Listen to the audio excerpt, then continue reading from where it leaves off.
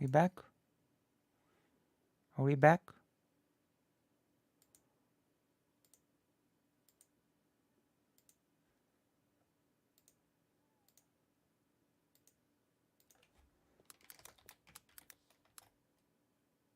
Okay.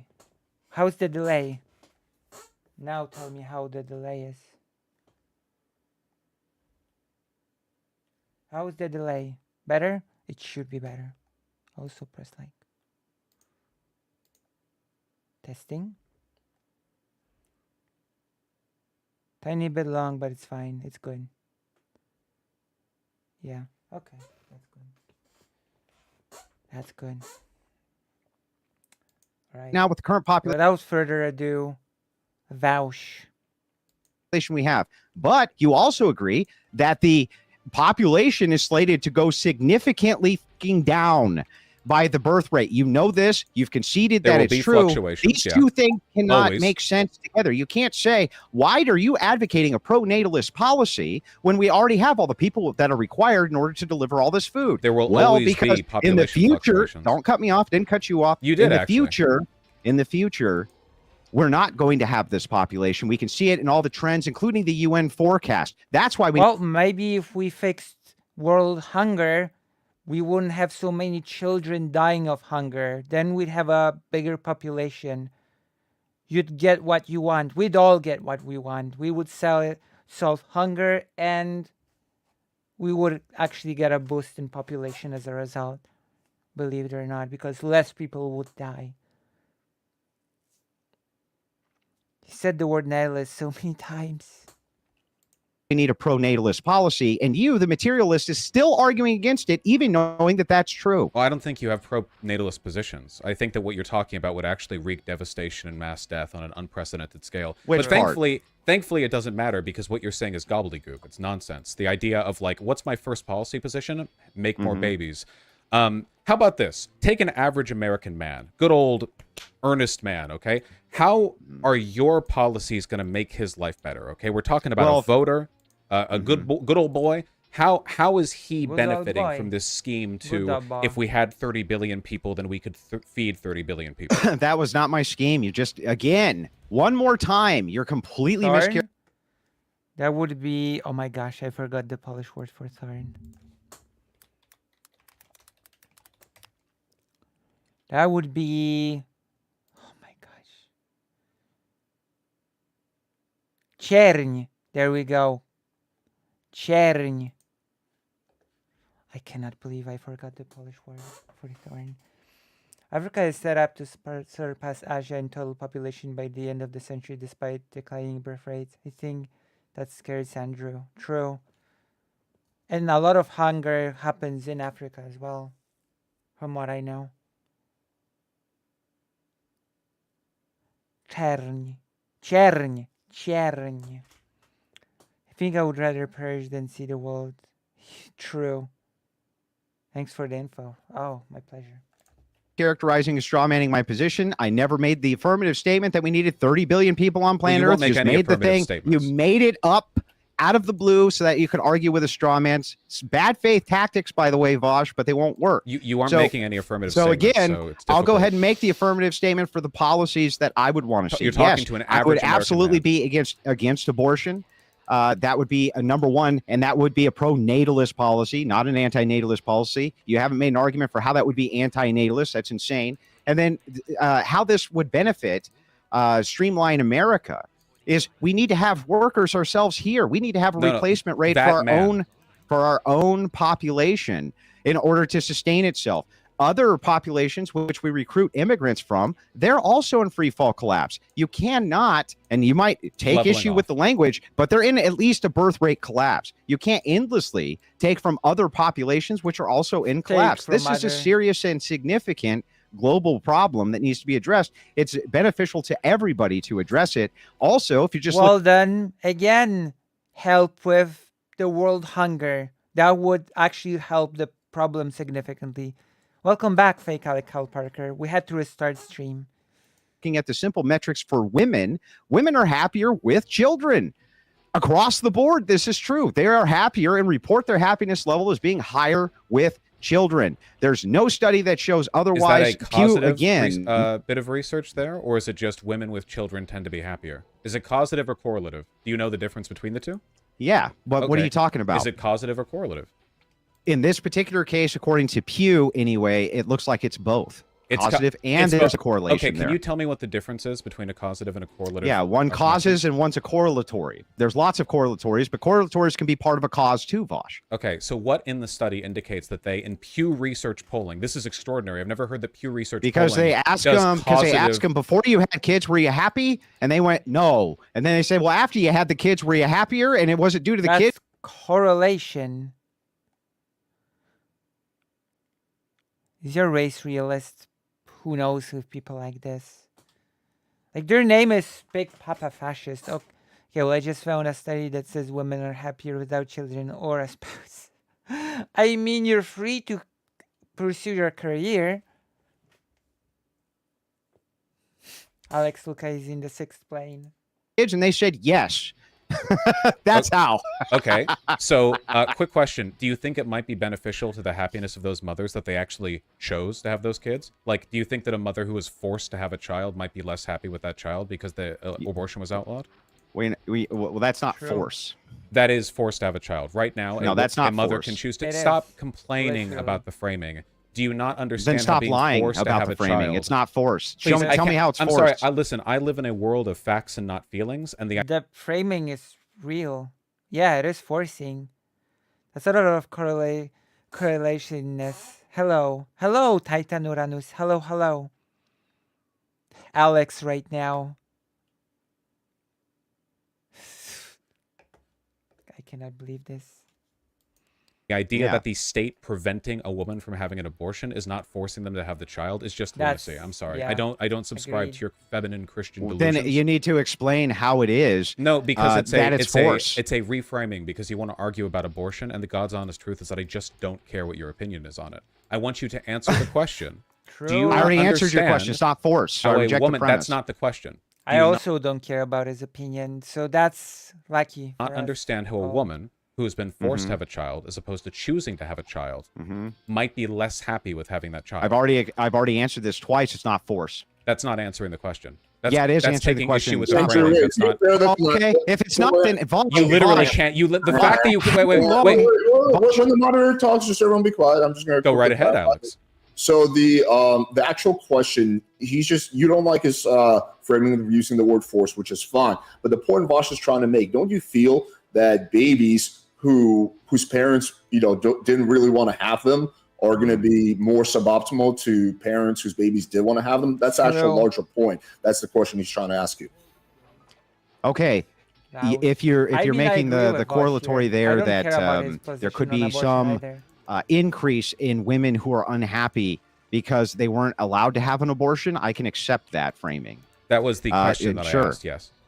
Yeah, sure, I can accept that, but who cares? Oh, well, It's it's tangential. well, that's interesting because this whole time you've been disingenuously pretending you care about increasing the happiness of women, and now we get that. So, yeah, Well, I it's mean, tangential. That's my point. I know you don't care about the happiness of the people True. involved. You just want Christian nationalism because it's the preferred brand of fascism. you No, I'm saying subscribe that to. this particular argument is tangential. Now Whatever we're getting whatever to it the would fascism be debate. for a reduction in happiness would be negligible in comparison to what society gains by outlawing Oh, abortion. wait, compared to what society gains. Oh, so Yeah. you were not actually talking about Christian individual... ethics is a holistic approach to You society. opened just so this you know. whole thing by talking about what would make people happier, and now when we're on a topic that, well, you're like, oh, well, actually it would make people less happy, but who cares? Society would gain. Yeah, I'm not a utilitarian. So, Happiness is what- not my ultimate what you are- anything. what you That's are part then- of your worldview. What you are then is a liar, because initially you framed this as a way of increasing people's happiness. What could we do to make people happier? Well, I think they should have more children. That's And ridiculous. then when Me it's like- saying and then- that whoa, this whoa, is whoa, an hold on, added wait, benefit. hold on, calm down, it's fine. And then when you're It's like, an added and benefit, then, Vaush. and then when after much prying, you acknowledge that there is an element of forcing Uh-oh. birth that would make people less happy. You're No, like, there's no element of forcing birth. you're like, well, actually, I didn't really care about that. I know. This is why your ethics are ungrounded. Your axioms No, my ethics are floating the up in only ones air, which are untethered. grounded. Tell me, what's a Big Papa Fascist and his grounded axioms. I think Andrew is taking debate notes from Cynthia, but is not as good at this as Cynthia. Who is Cynthia? Also, hello again, Titan. Uranus. The life of an unwanted child is not a good one. No, it's not. What is a higher ideal than general human happiness exactly? Well, in fascist view, society is basically a collection of machines, humans, and effectiveness is basically the main sort of, that's the main criteria. Effectiveness. Util? What? Hold on. What do you want to maximize for? I'm not a utilitarian. So wait, what do you want? For me, for Christian ethics, that would be a sequence of duties. Sequence of duties and overlap in virtues. Okay, and making people happy is not one of those duties and virtues? I just said there's overlap. Overlap. Okay. So what are they? Like just all out of ethical systems curiosity. have overlap. Like a utilitarian such as you, there's overlap with duty, correct? It's not a matter of overlapping. Making No, people it's a matter of happy is an overlap. axiomatic value. Wait. It's an axiomatic value that there's no duty for utilitarianism? I don't know what you're referring to when you talk about duty. Utilitarianism isn't very purgatory when it comes to stuff like that. Duty, it's about It's maximizing not. for Then tell me certain what a axiomatic util good- is. Then tell me what a util is. It's about maximizing for the values that you have an axiomatic preference towards. And do So people have a duty? Do people have a duty to fulfill those utils? That's a very complicated question. I don't know why Yeah, you're all of because a you sudden can't talking answer the about... question, can Well, you? It's philosophy. There's not exactly a Oh right. my god, Sisi's socialist debate person. She is a similar style to what Andrew is attempting to employ here. She is also an in-house debater on Andrew's platform. I see. Is Synth a socialist or a Marxist-Leninist? Duty, poopy butt. The question doesn't make sense. Duty. Call of Duty. Call of Duty. The wrong answer. You have beliefs on There's that. no duty to fulfill your utils, Vaush? Well, it really genuinely depends. Yeah. Could you dedicate 19 hours of your day every single day to converting one single person and saving them from the fires of hell? You could. That might, in fact, be a responsibility, depending on your sect of Christianity, to save those from oblivion, from whether or not you believe in purgatory or damnation or whatever. Yeah, so is there a Whoa, duty hold for on. people to enforce the utils? Now, So, you're avoiding wait, my question. No, right, Alex? wait. I asked you a question. Yes, Cynthia is an actual socialist. She has some cringe takes, but she's generally okay. She has some really classic. Okay, that's nice. We could actually take a look at one of her debates one day. What And do you I asked want? you one. I answered yours and asked No, you no, one. no. I answer What- mine. what do you want? have a duty? You said there's no overlap. There's no I don't know what you overlap is mean just by silly overlap. to say. Is there overlap with duties in utilitarianism or not, Vaush? I don't understand what you're asking. What time is the plane? The question that you're asking. No, I'm is asking confusing. you if you believe that the thing people should do should maximize utility. Do they have a duty then to maximize utility or not? That really depends on which subset of utilitarian ethics you That subscribe depends to. on what you mean by the thing you're asking me. it That is- I asked you to so- explain what you so mean. If you asked, so let me explain to you what She the sounds concept of so ethics lost. is. If you I ask me swear. how I root my ethics and what I think people should do, I can answer that. I don't know why you screeching about duty and overlap. I don't. Then root I your don't- ethics. I don't think you know what these terms mean in the context Oh no, I know of what they I mean. Root believe. your ethics. The plane is very soon. Pierre Menard, I watched this already, so it's an extra treat to see you on Lucy's stream. Thank you, Pierre. Oh, are you here for the first time, or I'm not sure if I remember you. You have a very distinct name. You should join the page. Just in case. Takes the cringe off slightly. Oh. So I will ask you how you found the stream, just in case. If I don't remember you and you were here before, then I sincerely apologize. But you do have a very distinct name. Okay, let's continue. So For me then, hold ground on. them. I can't let you run away from what I asked you. What Mhm. do you want? What outcomes do you want? I don't. I've already told you that my worldview is not based solely on outcomes. That would What be is it? utility and consequentialism. There's a highly masculine logic here. It's my ethics are not tied to reality. So What do you mean they're not tied to reality? I said they're not solely tied to outcomes. So what are you trying? So here's an do? example of this. I'll give you an example Well, so that you understand. It's and you're going to answer my question. That you don't have an answer. Hey, what Vaush, do I you just want answered to yours. do? Vaush, I'll ask you this directly. Is it immoral? I'm asking you a question. Is it immoral for somebody this. I need your to have sex with a dead body? Is that immoral to do? Do you think it is? So, how did we get here? How did we get to time itself?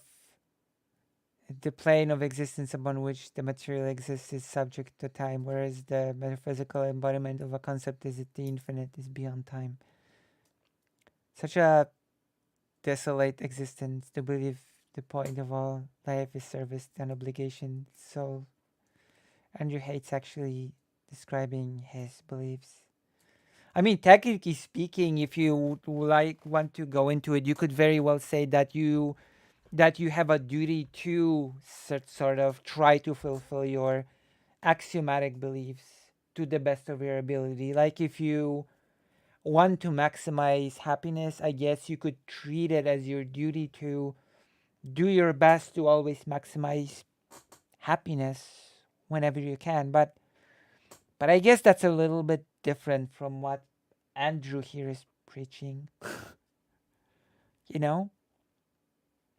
Your duty is to work, to fit the mold, to procreate, and force everyone else to their duty.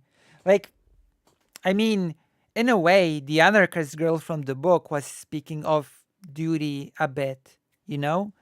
When she said, to me, being an anarchist is the highest responsibility to the ones that I love and to my fellow humans, because to us anarchists, every human is a sibling. So I guess that's sort of like a duty, quote unquote, to your fellow human beings, you know? To, well, maximize their happiness. You know? How can you speak of duty without speaking of outcomes? That is my question. If you have a duty, then that means you're sort of treating your thing as a duty to a certain outcome, no? You cannot have duty unless it's a duty to a certain outcome.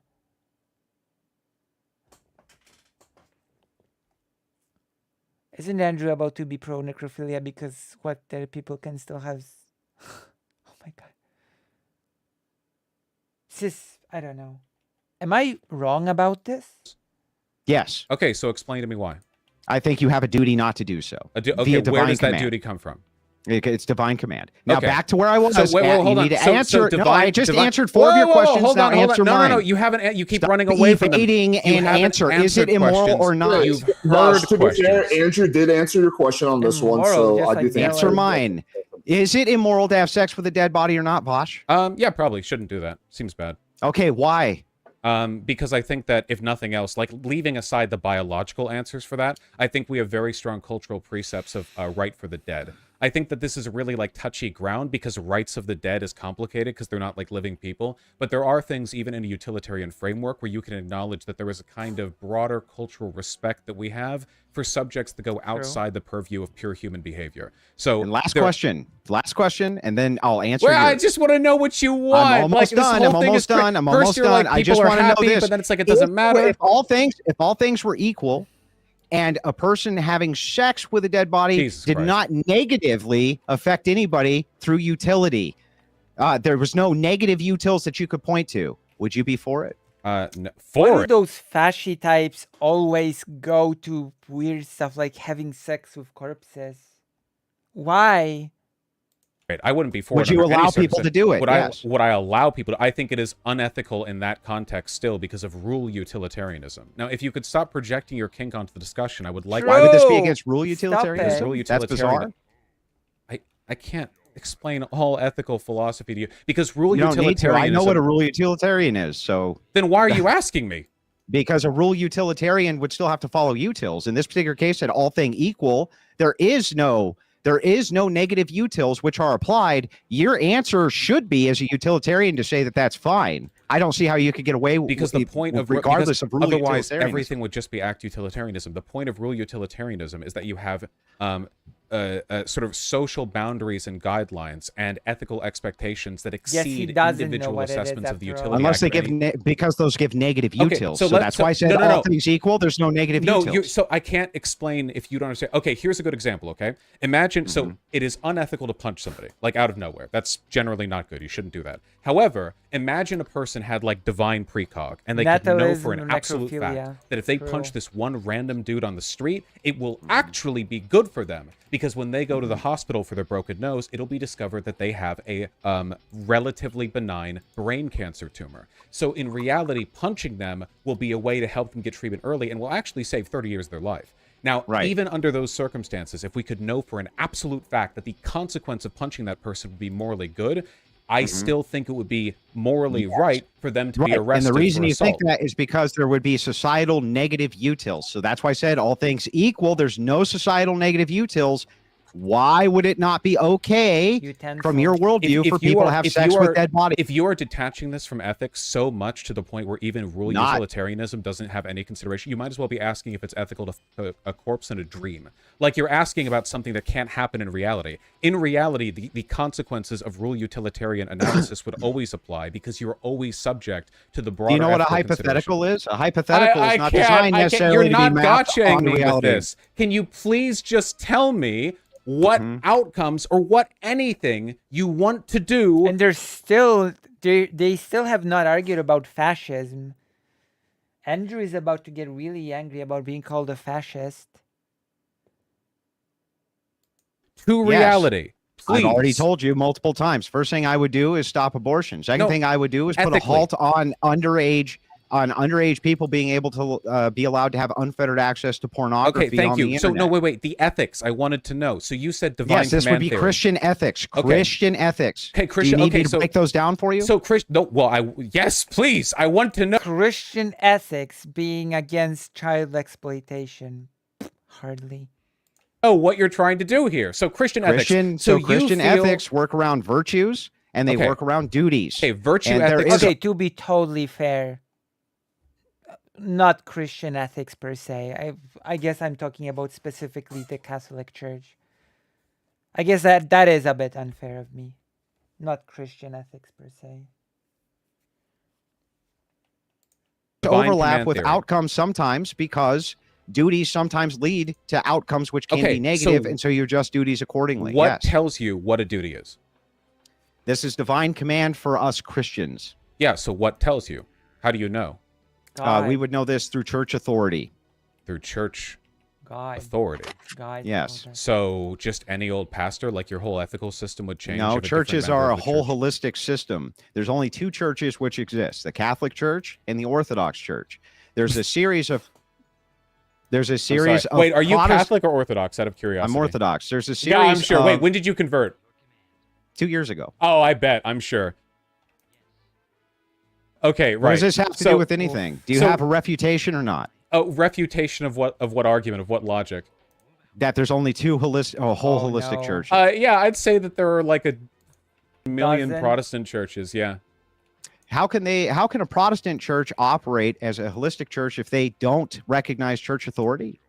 What is that? They are their church authority. That's the point. They can't be their church authority because they believe in sola scriptura. They get all of their ethical commands through the Bible. Oh boy. Alone. Okay, so hold on really quick. So do you think, hold on, which is correct then, the Catholic or the Orthodox church authority? The Orthodox church authority is correct, yeah. Okay, so not the Catholic. So even the Catholics recognize that the church authority of the Orthodox is also correct. Okay, so you agree then with the precepts of the current Pope and all the statements that he's made? No. That's because you used to have one church and then there was a schism. That's all. They agree with us. We don't agree with them. Whoa, hold on. He was chosen by God, was he not? No. Oh, then where in the Orthodox Church? One more time. You're not listening, so just listen, and you'll get this. The Catholics agree with us and our church doctrine. We don't agree with theirs. So your doctrines are different. Yes, we don't have popes. then but they agree with yours. concede that we have correct theology and church authority. Yes. Even though you disagree with them. How does that work? We don't agree with them. They agree with us.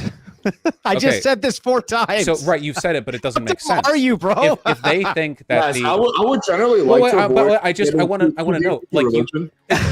this is like I just said this 4 incoherent. times. So you've said it, but it doesn't make sense. So I'm asking. How does you it to not help make me. sense? I'm trying to explain to you. Vaush agrees with me, but I don't agree with Vaush. What's wrong with that statement, Vaush? So considering the fact that church.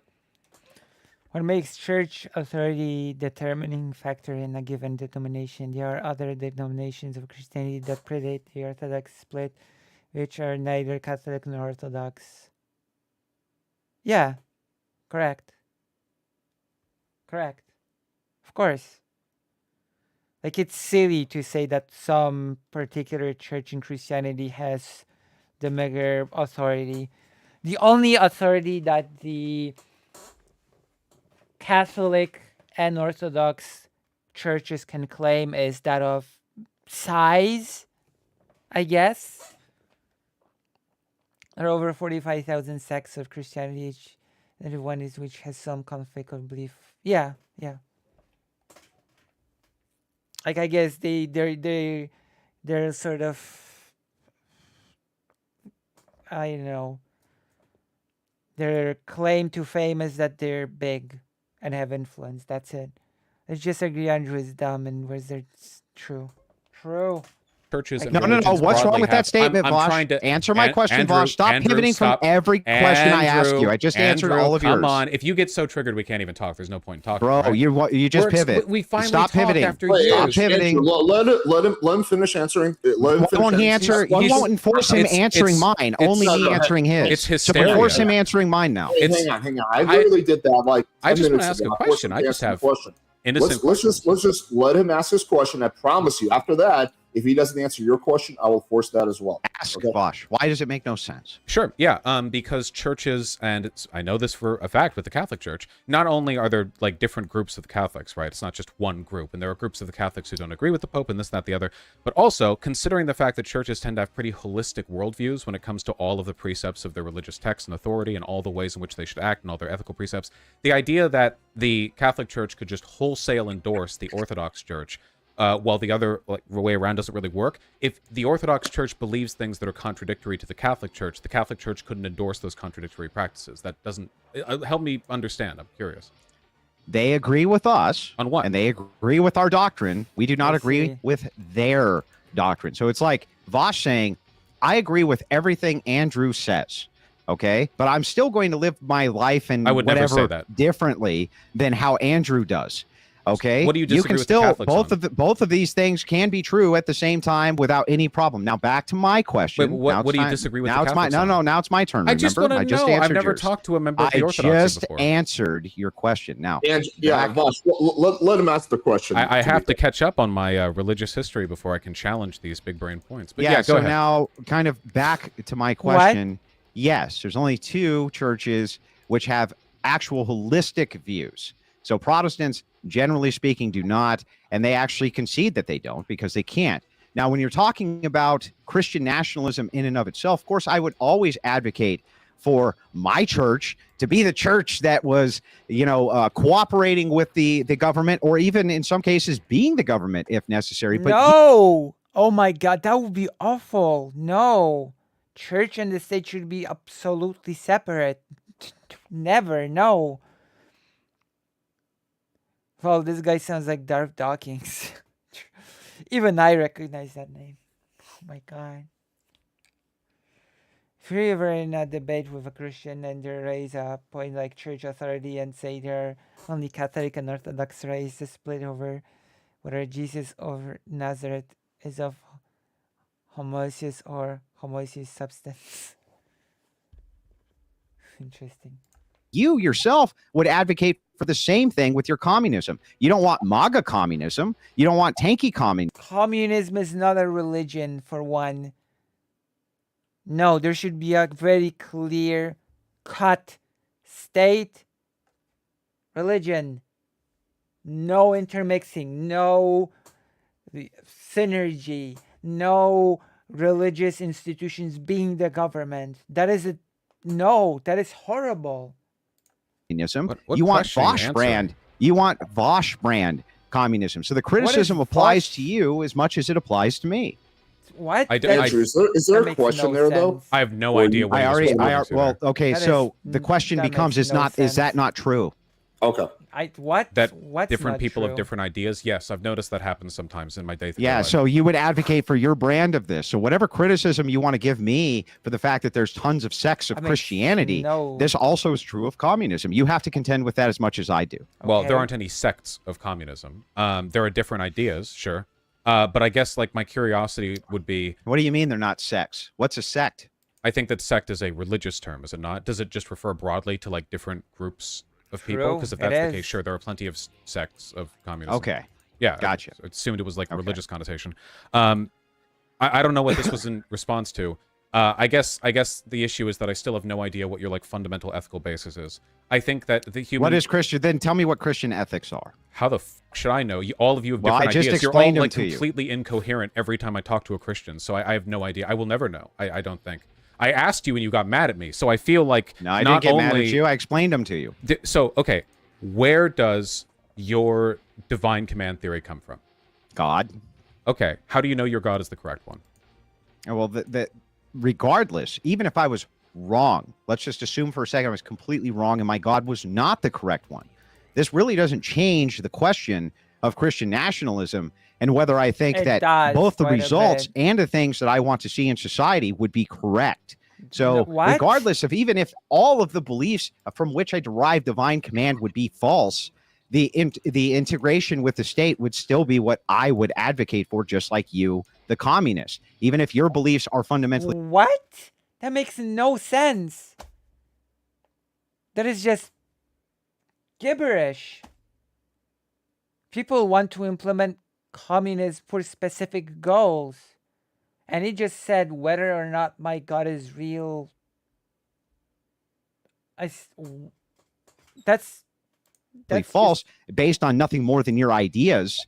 You still want to integrate them and see them in society. So we're not here to have a religious debate over whether God is real. We're here to have a debate over whether or not Christian nationalism is something. But your Christian nationalism is based on your belief in God. So if the God is not real, a lot of what you take for granted is also not real. Sect is also almost exclusively used in religion, but can also be a radical or dangerous minority political or philosophical group. Okay.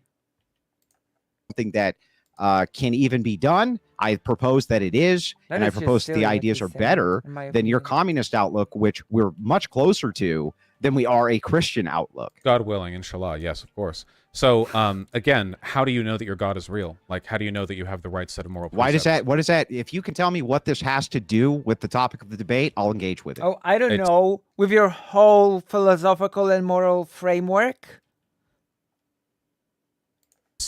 Literally the foundational position of your entire ethical system. Okay, well True. then, how do you know communism is true?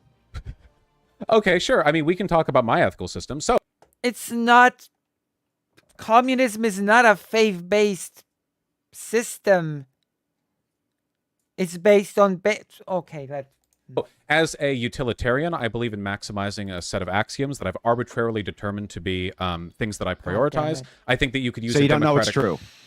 I don't think you can make metaphysical assessments. to Well, that then, effect. then why are you asking me what's true? Who Because gives a I'm shit? not making Okay, I'm gonna make it as easy as possible. I like it when people feel good. I know that currently people don't feel good.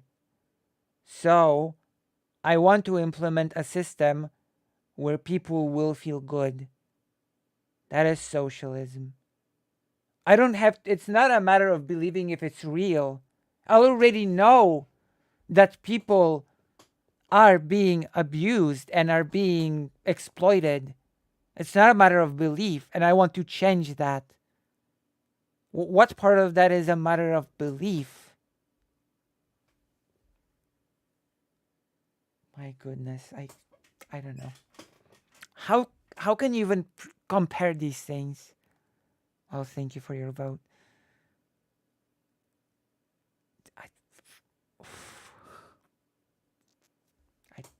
A determinative statement about my Is metaphysical any? beliefs. Can you? Okay. Is anything ever true? No, wait, hold. Well, I mean, that really depends on what you mean by true. But you're the one Well, okay, making. so can you're you know making objective truths? Can you know something is 100% true? Can you know that? It really depends on the definitions. You'd have to define all of your terms. But also, you're the one. The legitimacy of your claims sort of rests upon the idea that your moral beliefs, your duties, your precepts, your obligations, or whatever, are ones that I should respect. Whereas my axioms are things like human happiness, which I challenge you. If you don't respect things like human happiness, I would argue that you don't even have a right to be dictating policy for anybody because you based are on what? anti-human. You just said that your system is arbitrary. So why should I respect an arbitrary system that doesn't even claim to have any sort of command other than what you come up with out of your own brain as a preference? This is like you getting upset with somebody else because you're arguing that their decisions aren't even made by the invisible friend that you have. Like, this isn't a battle that who are your decisions made by? You? So, do you believe that human happiness is a worthwhile goal in terms of maximization? I think that happiness is something that should be adjusted for, but it's not the primary duty of people to make other people happy. Adjusted for. Okay. So do you think that a world in which people are happier is a better world than a world in which people are less happy? Let me see.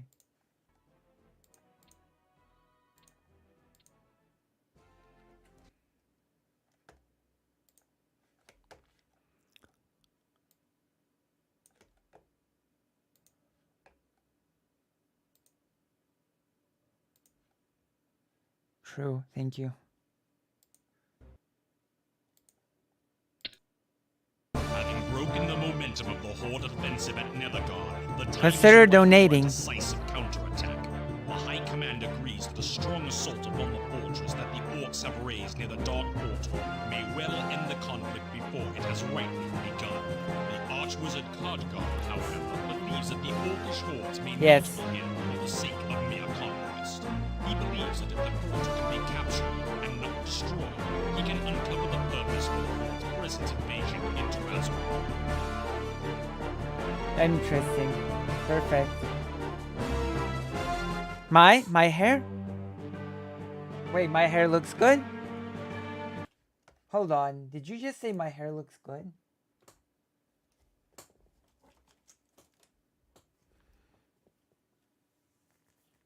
Oh my goodness.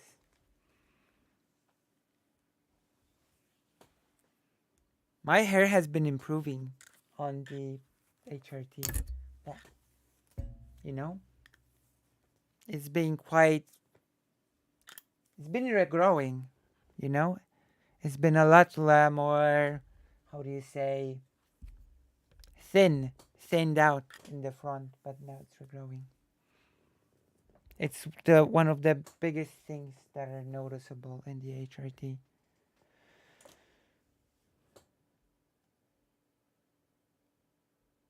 I shan't donate more right now. I know not what misfortune fortune brings. The future, misfortune, the fortune. It looks good. I personally have long brown hair myself, and I can recognize the level of effort that goes into. Thank you. Thank you. Oh, nice, thank you. All other things being equal. If all things were equal, I would say that if you had a happier population, that would be better than not having a happier population. Yes, than a less happy population with all things equal. Now, let me ask that question back to you. Okay, if all things were equal and people prospered, but they were less happy than a nation that prospered less and that nation was happier, which nation would you prefer to prosper? Which one would you prefer to live in? The happier one. Because you measure prosperity and happiness, no? What do you mean by prosper? So their health is better, their dynamics are better, almost everything is better. Dynamics. They're just a little bit less happy than the other nation. A little bit less happy? Yeah, just a little bit less. Well, I feel like those things would kind of be factored into the happiness. But if you're arguing like... That is a very weird, and I'm going to be honest, very unrealistic hypothetical. People are I just said all happier. things equal, Vaush. I answered your question in good faith, answered mine in good faith. If all things are equal... This is a really stupid hypothetical. one population is just slightly less happy, How much is slightly? but the other population by every other metric is doing better than the population that's just slightly less But happy. that's not all other things. Wait. Doing better slightly as well, or a lot?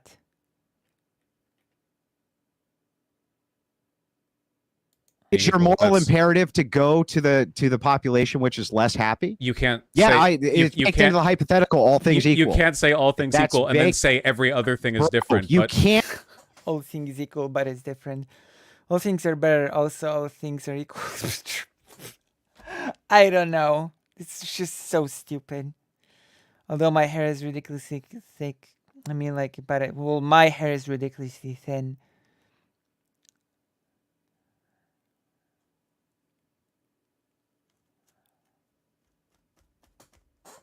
So yeah, my hair is ridiculously thin. Can't ask me the same question. Wait, hold on. I'm answering your question. I'm just This saying is you the most misused bad the term. faith debate tactics Andrew, I've ever seen. oh my god, I'm answering your question. You're so like right off the cuff. You're so ready to be triggered. do it. I was Then just answer I it. was just pointing out it's funny that you would say all things be equal, but then you would say Then okay, but answer the every other question. thing is different. Yeah. I guess that would. I guess I'm just struggling to imagine. But if it's like they're much healthier and more prosperous, I guess. I think it would really depend on other circumstances because there are other axiomatic values that I think you could adjust for. And So try then to happiness maximize. is not the primary value. So then shut No, up, it's- Vaush. no, Your it's one- argument's it's- stupid. Your argument's stupid. So no, it's dumb. one of them. That's why I said axioms with an S. There are multiple things Uh-huh. that you would try to adjust So for. why tell It's me? like listening to an SJW of 2016. But I guess Big Papa Fascist is a pretty... Shut up, Vaush. Is a pretty classical anti-SJW type. Why tell me, Andrew, we can't accept your system because it doesn't make happiness the primary thing. And then when I give you I the didn't say same that. exact example back, you also claim happiness can't be the primary thing. I didn't There's say Baby that. hormone. multitudes of things that you have to adjust for, Vaush. Okay, so what are the multitudes of things for you? What divine? So command I theory? would look at virtues. I would look at duties. What's a virtue? I would look at outcomes. I would look at all of Whoa, these as hold a on. Outcomes. holistic. Outcomes is, as a is my- holistic. So you notice how every time I ask you for specific questions about what it is you're trying to do or what changes you're trying to make, you sort of Both duty and sort of... What's the term? generalize. Ask you All of Whoa. these. I look at virtues. I would look at duties. what's a virtue? I would look Both virtues and duties are just in service of an outcome. If you don't understand that much, then you're lost. Like, a duty in the service of nothing is meaningless. A virtue that does not serve an outcome is also meaningless. It's just empty. It's nothing. It's empty. Does that make sense? He did. And virtues or duty mean nothing if you don't have an outcome in sight. It's just empty platitude at that point. Strange how he'll just lie about the things he or Vaush just said, and I can't tell if it's deliberate or he's just a drunk of his ass. True.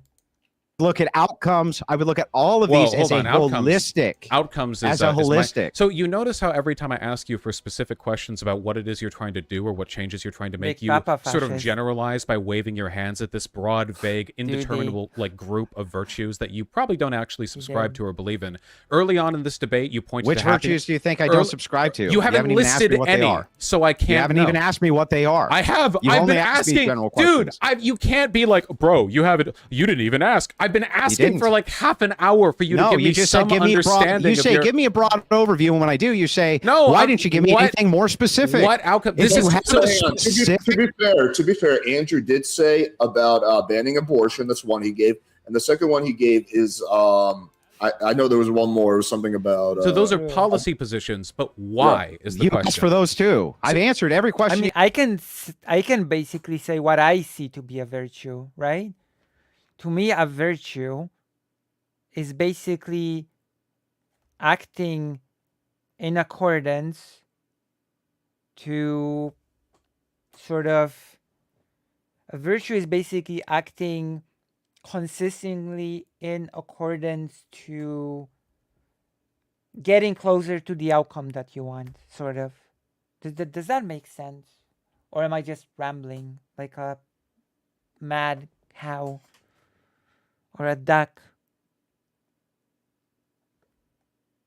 You've had, and you've been as evasive as possible. So why are these things virtues? What is a virtue? Give me an example. Policies to maximize what? So if you're talking about virtues themselves, when you were talking about virtue as morality, virtues are the building blocks of what makes a person a person. So we're looking at the actual behaviors of the person to judge whether or not the person is moral. That would be a virtue. Okay. So like I can give you many of those types of virtues. I think you would likely agree with them. But with the virtue in Christian ethics comes duty. So you have a duty, for instance, to obey Lord Jesus Right. Christ's teachings. You have duties to do these things as well. So these things work together. The church itself has given virtue. Yeah. Hello again. You're right, chat. Thank you. Thank you, TK. Altruism is a virtue. Patience is a virtue. Yeah, but altruism isn't the surface of spreading happiness. Patience, also, you could argue, is in the service of spreading happiness, actually. You know? Is it serious time or giggler time? It's serious time because... Okay, it's a bit of a giggler time because we're mocking Andrew here, but it's serious time because we're also discussing things. So join the page. And you should all consider donating, as always. Hell, the Ultima games. Oh my gosh. Which are passed Maybe we should play the Ultima games. down at from some Christ point. Lord, who explains what these virtues are supposed to be What? and how you are supposed to act and behave in society and how you're supposed to act and behave towards other people or untowards to other people. And why should we Under listen your to those? system, why should I listen to yours? It's the same Okay, criticism so back. I keep answering this, and Yeah, I don't but- think. but- No, please, Yeah. please, you can't Okay, keep misunderstanding I'll my give you the positions. same, Okay, same answer because it's So- axiomatic. so that's not what I was going to say. You don't even But that's understand what the your same- answer was. Your have answer was to just that it's earn- axiomatic. You have to earn the right to be blasé and dismissive about another person's ideas. You have to know what they are first. So the difference is, I don't think you can make determinative claims about the metaphysical. I think that in order to have any ethical system, you have to admit that there is a degree of arbitrarity and bias, and you have to work from that. The problem that I have with divine command theory is not that it's metaphysical in nature, because so is mine. The difference is that I acknowledge the arbitrarity, something I think everyone has to. Why would that make it better? So you have to let me finish, because you make it up. So it's like the difference. So do you. So no, there's a huge It's the difference. same criticism No, applied. No, so please, do you. Andrew, you are so ready to interrupt, okay? So there is a huge difference. Well, otherwise between- you'll go on a there is diatribe for the next huge- year. You could learn from it. Andrew There is a huge difference is an between idiot. saying, I don't think we can make determinative metaphysical statements. However, I do think that Is if we that a make- determinative Wait, statement? Andrew, Please. Andrew, let's let Vaush finish his point, and then you can Okay, respond. go ahead. However, if we decide to prioritize these things, I think it's good for people. So, for example, I don't Well, not necessarily a middle ground. You know? Not necessarily a middle ground. I think it's best to each according to their need, okay? I'm not a big fan of the middle ground approach, personally. I think it's better to do it according to what's actually necessary, you know? think Because it's a middle ground can be lacking or even bad. possible think. to objectively. Yes, that's the point. The That's difference great. is I'm the one 10,000 years ago who says I don't know why the lightning strikes, and you're the one who says that it must be because the gods are angry. You make fun of me for not being willing to make a statement you can't justify, but that's your weakness and my logic. So I can acknowledge You don't have the any logic. weakness of metaphysical arguments, and I think it's a necessary presupposition when discussing ethics. Your arguments rely on a presumptive You don't have statement any logic, about the Vaush. metaphysical God that you can't justify, and that is the critical difference. If you ask Okay. me, how do you know that human happiness is good to prioritize for? I would answer, you know what? I don't think I can objectively prove that. I think I can Right. gesture at what human happiness has done for the world. So then you have nothing. And I think that it makes people better. I think that it improves things. So then you. Whereas so I want to wait, please, tell I'm you. almost done. You keep trying to like jump in. Okay, so when you're almost done, how much longer does Almost that done. mean? Do you want me to give I'll you give a him, timer? I'll give him or like another hand? 30 seconds, and then I'll let you Alright. interrupt. Yeah. So the difference with you is that for your positions to make sense, you're referring to like the word of God. You have to explain why that should be listened to. My argument for why my axioms are relevant is to gesture at the world and say, is happiness not good? That's the most I can do. Yours is to say, well, you Hello, and what do you mean? Iped va ust news. You're very sus.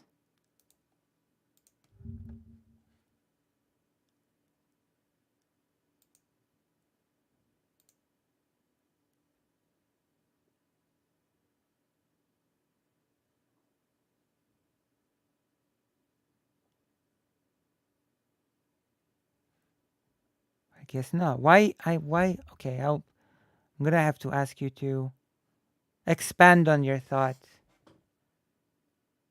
Okay, that's better.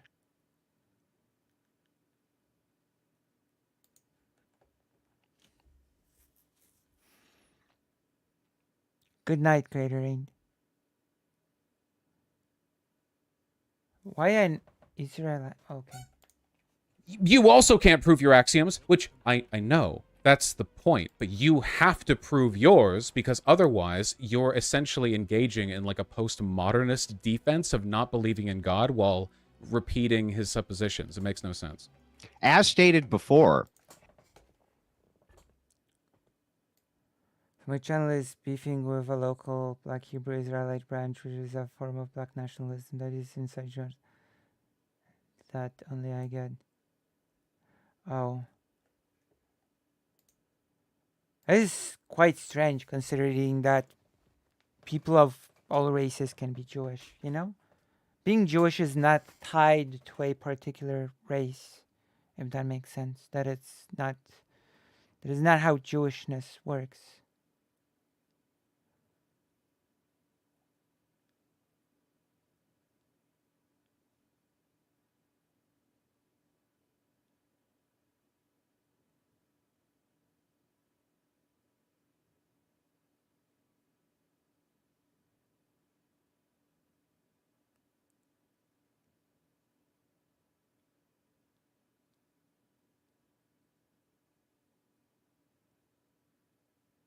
Yeah, but virtues are pretty dependent on your set of beliefs, etc.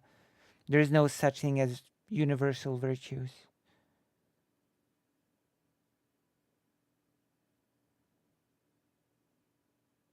I don't think. and you just demonstrated any criticism you move towards me is equally applied to you. You just got done stating that your system I is just said you would do arbitrary. this. Let me finish. That your system is arbitrary, that your system is not grounded, that you yourself and your That is axioms cannot be grounded. demonstrated, while demanding that I demonstrate mine. However, if I'm going from your worldview, which I'm just trying to do, I'm just trying to go from your worldview, the utilitarian worldview, I still can make a better case for why Christian ethics in society is far superior to your libertarian communism, and have made good arguments for why that is the case, even just using birth rates, and you have refuted none of it. This is a joke. By the way, you say that you can't make a deterministic statement, which I is a see. deterministic statement. How dumb are you, Vaush? Again, I refer to my anecdote about 10,000 years ago watching lightning crash in the sky, where you're like, dude, yeah, I think it's the angry men in the sky. You don't even know what it is. You admit you don't know. So now you're saying that I'm wrong when I say it's angry men in the sky. It's like returning to like primeval logical fallacies. I feel like you're in, like the shadow puppets could dance on the walls in front of you, and you could like have your entire ethical system be rewritten. Well, Vaush, do you agree my with me gosh. that you would not actually have to deep. demonstrate the But it's so existence of good God too. in order to have a nation which was governed by a church or who had a synergistic relationship with a church, even if they couldn't prove God? Because Only if you wanted to make if an you argument agree to for that, it. then that has nothing to do with the debate. Me proving God is real to Vaush. If you want to make an argument for the existence of that state, then yeah, you kind of would need to, because why else would I care about the responsibilities laid out by Christ? Oh my Why God. would we care about the responsibilities laid out by utilitarians, which are arbitrary and can't be demonstrated by the utilitarian's own mouth? So again, I don't know how many times I can keep explaining this to you, but you seem to have a Not fundamental smart. misunderstanding of what a prescriptive meta-ethical... When will the fascist thing... Back to the debate. Why is Andrew a fascist? Oh, it's coming. The thing is coming. The fascist talk is coming. Japan versus United States. Andrew doesn't care about studies. Okay. That's interesting. Statement is, you know what I think? Hold on, because this could go on forever, and like the whining of Christians is fun up to a point. I don't think you actually believe in any of this, including the religion. I think that we saw this at the very beginning of the debate, where you pretended that human happiness nothing is a declarative statement is true according to you. You really so who do cares? sound like a nagging wife, don't you? The way you keep talking over other people, but your voice will never be as deep as mine. Oh yeah, you that's can't me, hit not my you. lows. You can't hit my bass. I have a degree in sociology. Yeah. Does that make you feel better? Wait, do you have a degree? Those are the topics of the, timestamps. I was just reading up the timestamps of this debate. In In sociology? sociology. Are you threatened by my education? Did you know that liberals tend to be better educated? Well, at some point, maybe you would use it to make an argument. That'd be great. It's like I'm trying to explain sociology to like a monkey, and it is true that my Explain degree sociology. is failing me somewhat. So I can't convince you that you're meta-ethically retarded. Let me try this, okay? That's because you don't know what You you're don't know talking what about. meta-ethics are, right? I agree. So it's like you'd have to do too much work to begin with. The problem ultimately is that you don't believe in Ouch. anything you're saying. If a person actually Demonstrate it. believed in Christian ethics, there are a trillion things you would care to fix about the world. The cruelty and graft and vice and sin, the hatred and misery. But you are largely fine That with would this. require people. Hold on. That would Wait, require no, people, wait, Vaush. hold on. Andrew, he made a very strong statement. Let's let him try to explain what his reasoning is. Go ahead. See, I know Christians. A lot of my extended family are Christians. And good I know Christians communists. too. Oh, you literally cannot help yourself.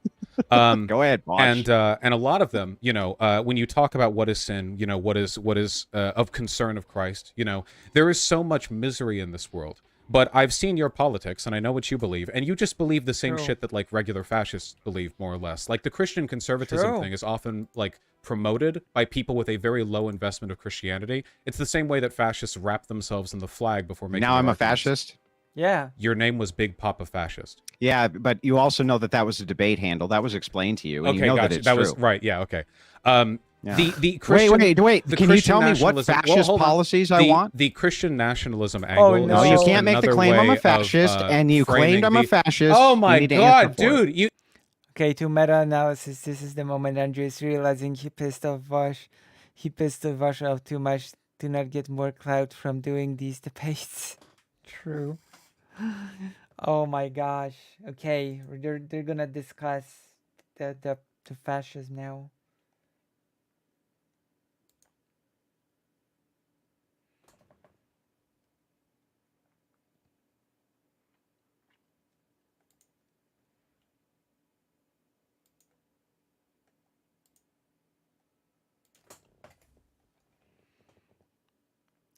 He leaves any excuse to jump topics. I mean, that is what people do when they are losing miserably in one topic and jump to the next.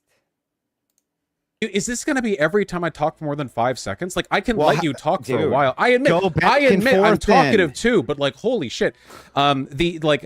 I don't think anyone who is genuinely motivated by the word of Christ could ever have a conversation like this and be like, oh, you know what I would change? Abortion. Like there are so many trillions of things. A real Christian would be outraged at like Donald Trump's presidency, for example, because he's one of the most flagrant grifters and most openly anti-human individuals to ever occupy the office. But it's always like, oh, so what angle are you going to bring? What Christian angle are you going to bring to governance? Oh, the exact same stuff every other right-winger does with very little emphasis on what is or isn't Okay, Christian. so no argument. how but about back to what I'm asking? So Hang how on. about no. we How about move how about you away answer now from the for your meta-ethical, accusation? and You I know, you ask need to you, answer for your what if accusation we now that I'm a just- fascist. What if we just Can you tell talked me about, what fascist policy I what if we endorse? just talked about the Real policies quick, that Andrew, do you No, want he needs to answer, Alex. Hang on. I'm going to do that. I'm going to do what you want. Do you want to move off the, Alex just the previous vibing, I point? love Well, it. first I want all I'm asking Vaush to do. He made the qualifier. He claimed I was a Vibing. fascist. So- True. I would like you to give me the list of fascism that you go by, and then what we'll do is we'll go one by one and see which one of us. Oh my god, is that actually gonna happen?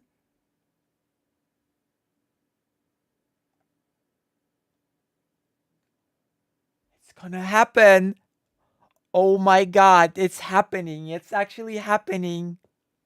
No, it's happening. It's about to begin. The whole thing. Why is Andrew a fascist? It's from 120 to 140, 20 minutes. We're gonna discuss why he's a fascist for 20 minutes now. Like Alex is gonna turn green and start sprouting shoots and leaves if this keeps up. Yes, they actually debate the definition of fascism, and Andrew gets mad that Vaush can define it in one sentence.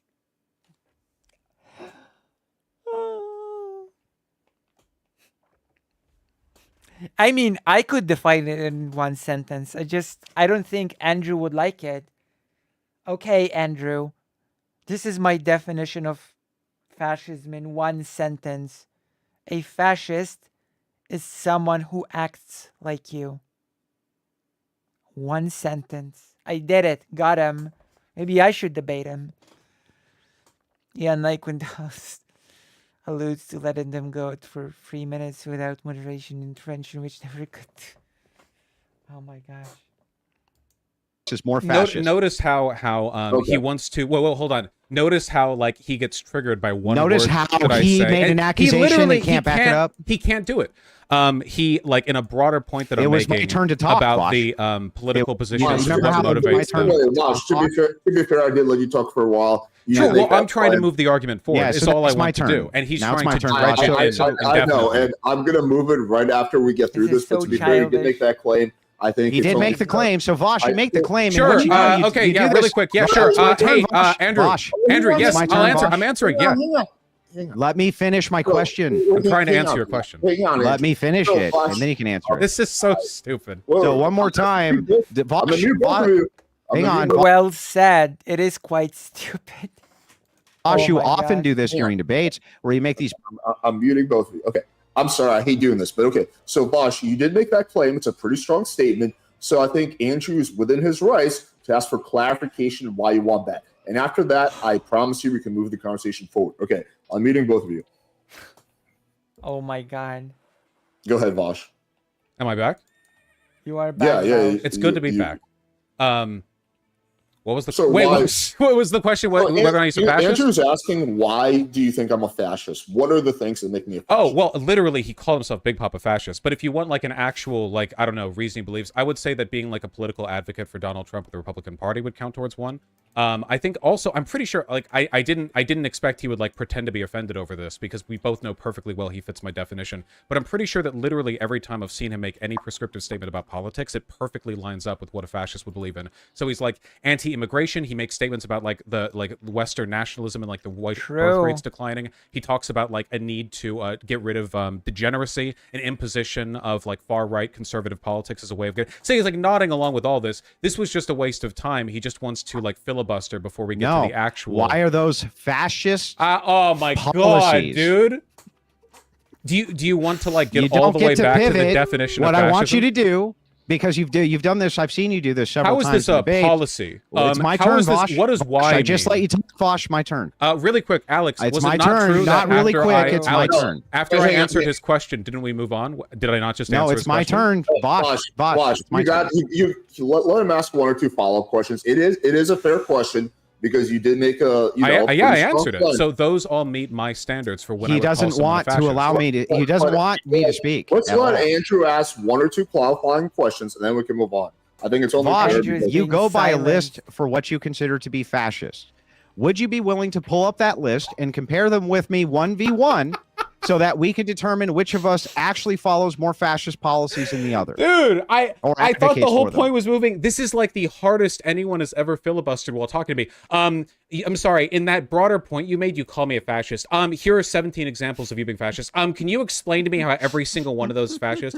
If you want to like indefinitely henpeck back and forth, I guess we can, but I consider this a concession on everything regarding Christianity. I don't give a shit what you consider a concession. Are you willing to do that or not? Just say, no, I'm not willing to do it. I just think it's funny that you get I just said I'm willing to do it. I think it's funny that you can make accusations and then you won't back them up because you're a coward. You get really angry whenever you're a coward, bro. Whenever I poke you. I've already Andrew, I've already said I'll the do argument. It. I've already said then do I'll it. do it. Then do it.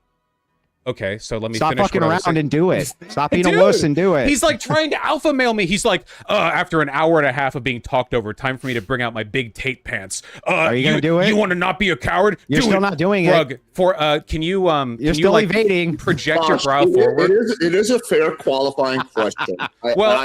So Alex, the problem is sometime today. So Alex, just to be clear, what he's suggesting is that in a broader point that I was making about him not believing in Christianity, which he doesn't, he gets upset that I call him a fascist when he literally self-labeled as a fascist. Where's that list? Hold on. He asks, hey, can you qualify that? I then list like 12 things that I say are fascist of him, which he nods along to all of them. No, he didn't. And now what he's saying is, let's go over an exact 14-point definition of fascism so that on every single one we can check off every point on every claim made. Now, Alex, and see if they apply to you. Now, Alex, we can do this, but I did want to debate Christian nationalism, and I will admit this does just seem like a pivot away from the subject because he knows you called me the fascist. I didn't call you anything. You called yourself the fascist, actually, Andrew. Okay. No, you called me the fascist. Stop. I'm going to make a reasonable compromise. That is actually true. He was the one that called himself a fascist, literally. Big Papa fascist. We'll spend 2 to 3 minutes. Andrew can ask us qualifying questions. After that, we will move on the conversation. But for those 2 minutes, Vaush, I do want you to answer the questions that he asked. And then we're going to move on to ask me direct questions, Andrew. Not like cross-checking to a list. Where do you get your definition of fascism from? I think that like most broader socio-political definitions, you kind of pull from a wide varieties of texts. But for the most part, I refer to Umberto Eco's 14 points. Yes, I agree that you do, and I've seen you do it. Can you pull up those 14 points, and we'll go through them point by point, and I will see if they apply more to you or more to me. Do you think we can do that in the remaining 1 to 2 minutes that was allotted Let's just to this pick, topic? You know what? Just pick your favorite 2. My favorite 2. Let's just do 2, yeah. Sure. 14. Oh my gosh.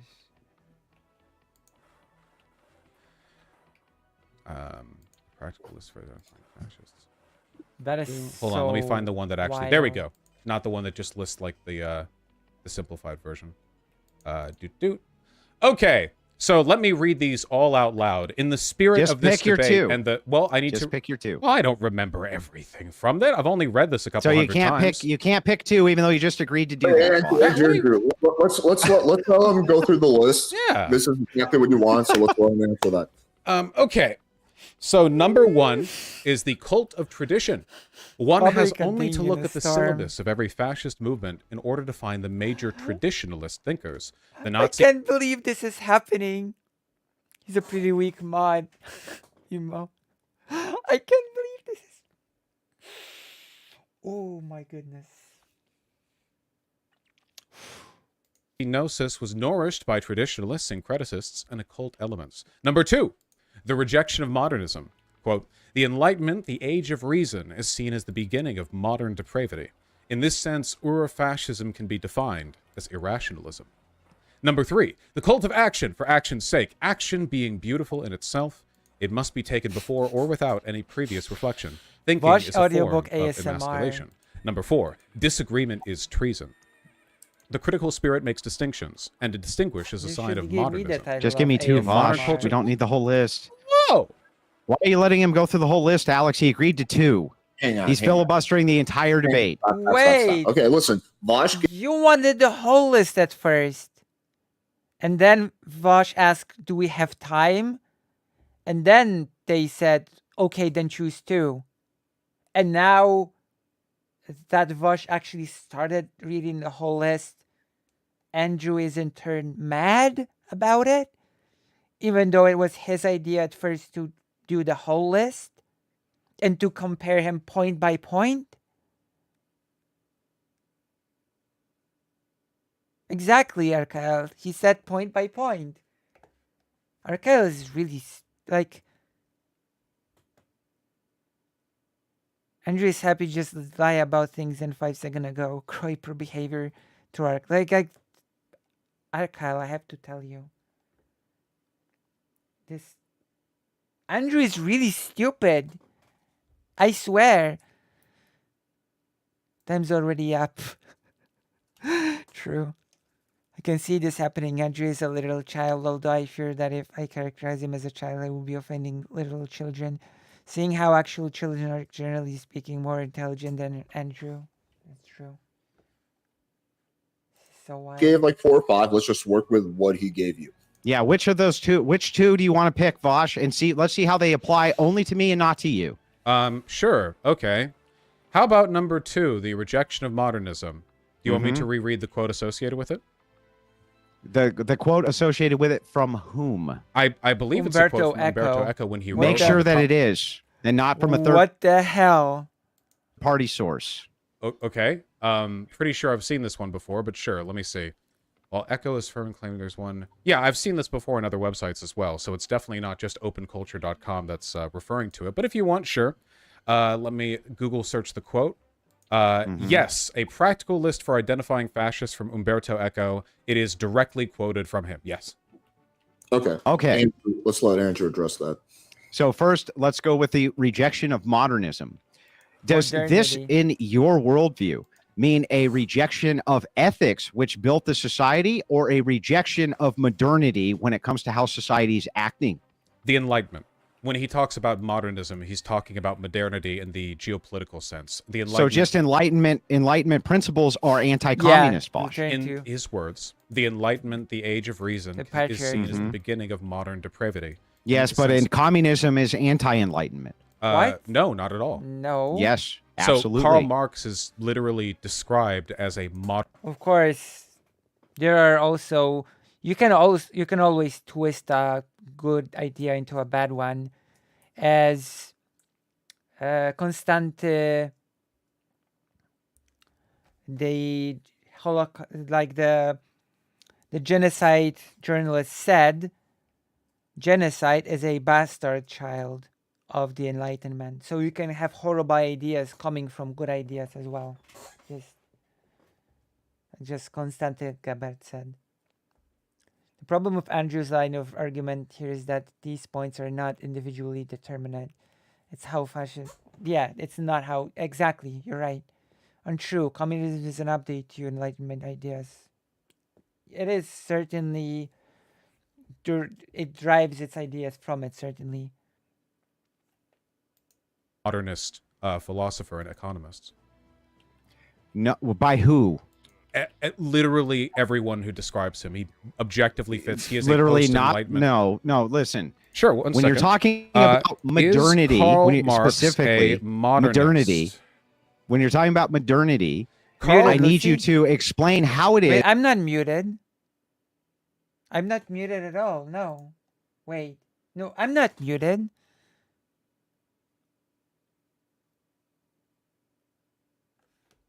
I'm gonna write.